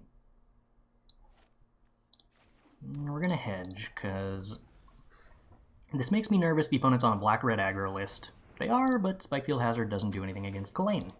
Alright, I'm in trouble. I continue to be in trouble. None of my cards do anything. This is bad, but we did draw a 4th land, so that's something at least. Okay, I have to deal with the 6/7. Sure, why not? Okay, well, I hate Expressive Iteration. Oh, alright. Oh, goodness.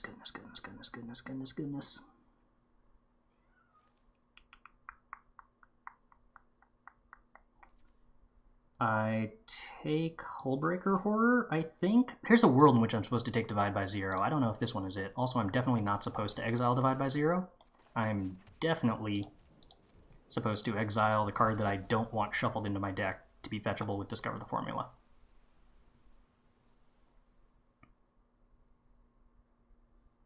So I'm looting with blood here in an attempt to deny the opponent 1 damage. Blood Vial Purveyor is so scary.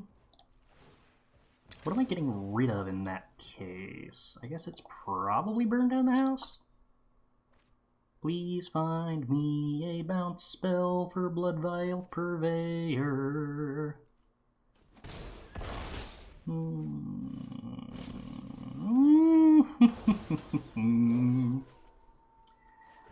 Well, I would describe us as having lost this game. We play Spikefield Hazard to stop it from turning to night, and then we loot and discard Key to the Archive and draw a bounce spell for Blood Vial Purveyor, and then we concede the game. First we say good game. Then we concede the game. Aggro continues to be a bad matchup for Izzet, and that has not changed at all at any point in time. Am I willing to play Cyclone Summoner against that? There's so much haste. I mean, they've got to be on like 4 Blood Vial Purveyor, 4 Town Razor Tyrant as their set of 4 drops. That's going to be a wicked problem. I think I got to board into more Disdainful Strokes then.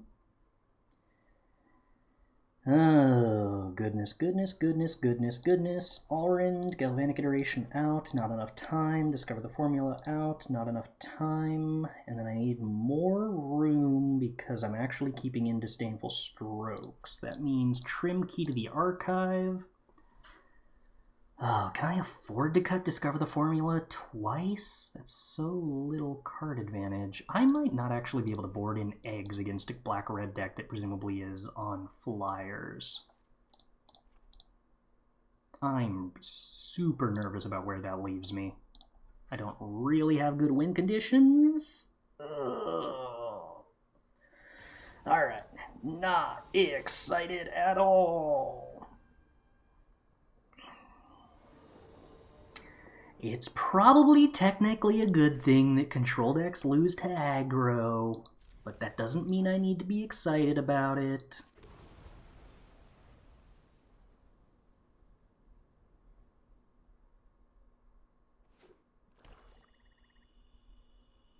What kind of 1-drop you got? A Duress opponent? I think that actually should have taken an Unexpected Windfall, but okay. I'm not going to complain too much. Maybe they've got another removal spell that's going to take the Unexpected Windfall. That's possible. Red and untap. Probably not. Probably Scry. I don't think they untap and jam into the Jwari Disruption. Okay, burn down the house. Sure. Not bad. Not great.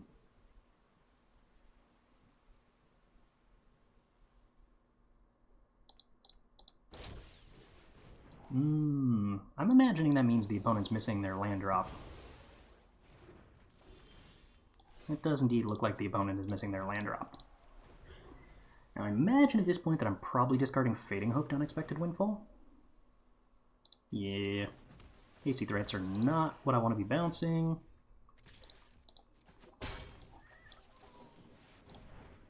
Well, currently I'm happy that I have 3 copies of Discover the Formula to draw towards.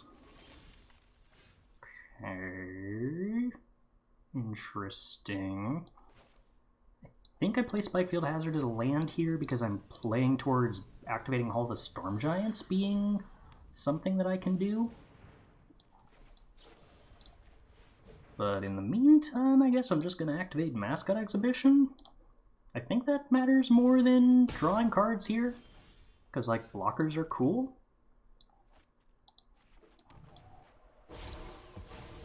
There is a very real chance this game is about to proceed in the pattern in which I cast both of these burn down the houses to make 3 1/1s and just attack. Townraiser Tyrant turning off all the Storm Giants kind of makes that less likely, though. Sacrifice it. Do I? I think I do immediately sacrifice that. I don't really need that. I've already kind of got lands.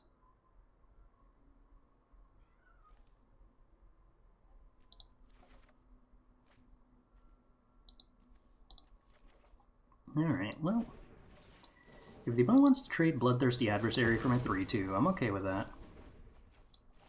I am somehow the aggressive deck now, and I will play in the way that reflects that. But it was easier to be the aggressive deck back when I had a plan to play Hall of the Storm Giants. Me. Townraiser Tyrant. Aha! I've got an answer to that. Alright.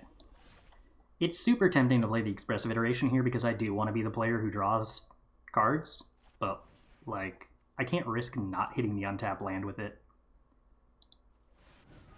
I am supposed to just attack my opponent. Opponent agrees that me just attacking them is the scariest thing that can happen. It's nice when your opponent validates your uncertain decision making.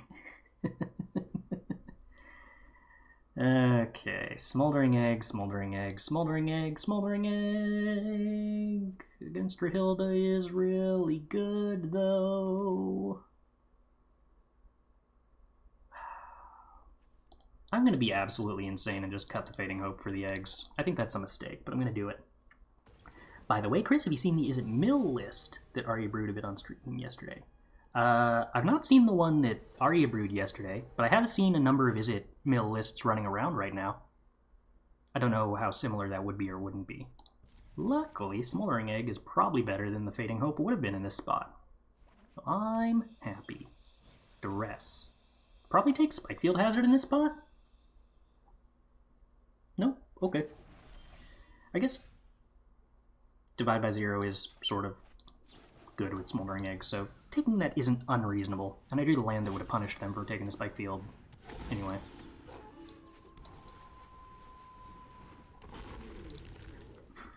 Okay, Eggy. Really? Infernal Grasp? That's kind of insane, but wow, that worked a lot. I'm, like, already dead. Yowzes.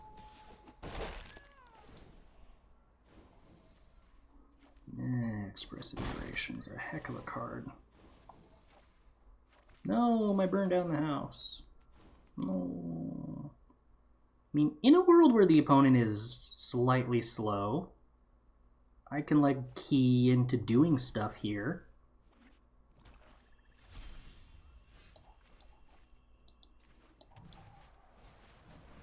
In a world where they're slightly slow, I can hope. Alright, we take Time Warp, we get rid of Discover the Formula. That lets Spikefield Hazard come into play untapped. Jeez. Opponent kept in Abrade and Infernal Grasp? I really don't like taking these aggro decks and cutting creatures to play, like, random non-aggressive cards. It's not, like, I think it actually makes your sideboard worse than your main board if you board too heavy into Disruption like this. Because you're not playing against combo decks here. You're playing against decks that are, like, somewhere between control and mid-range. I'm playing a 2-for-1 deck. You don't, like, slow down the game against a 2-for-1 deck as the aggro deck and wind up favored as a result.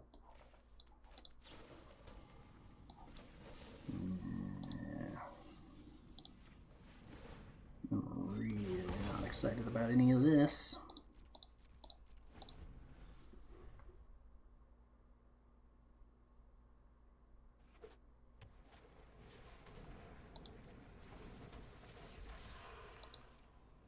It sort of works with Bloodthirsty Adversary, but I still think this is too many cards to do that with.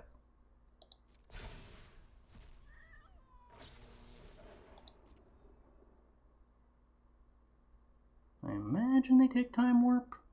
Yeah, I think that's the only correct take.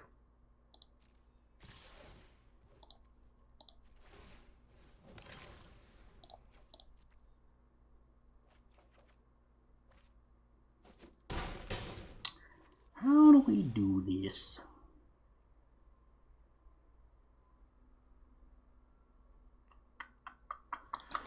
That's Xaxes? Well, it's way more than Xaxes because they have the creature land.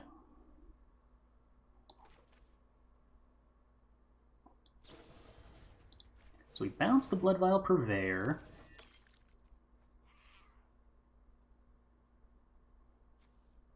We Environmental Sciences. We cast that. We get a blue source.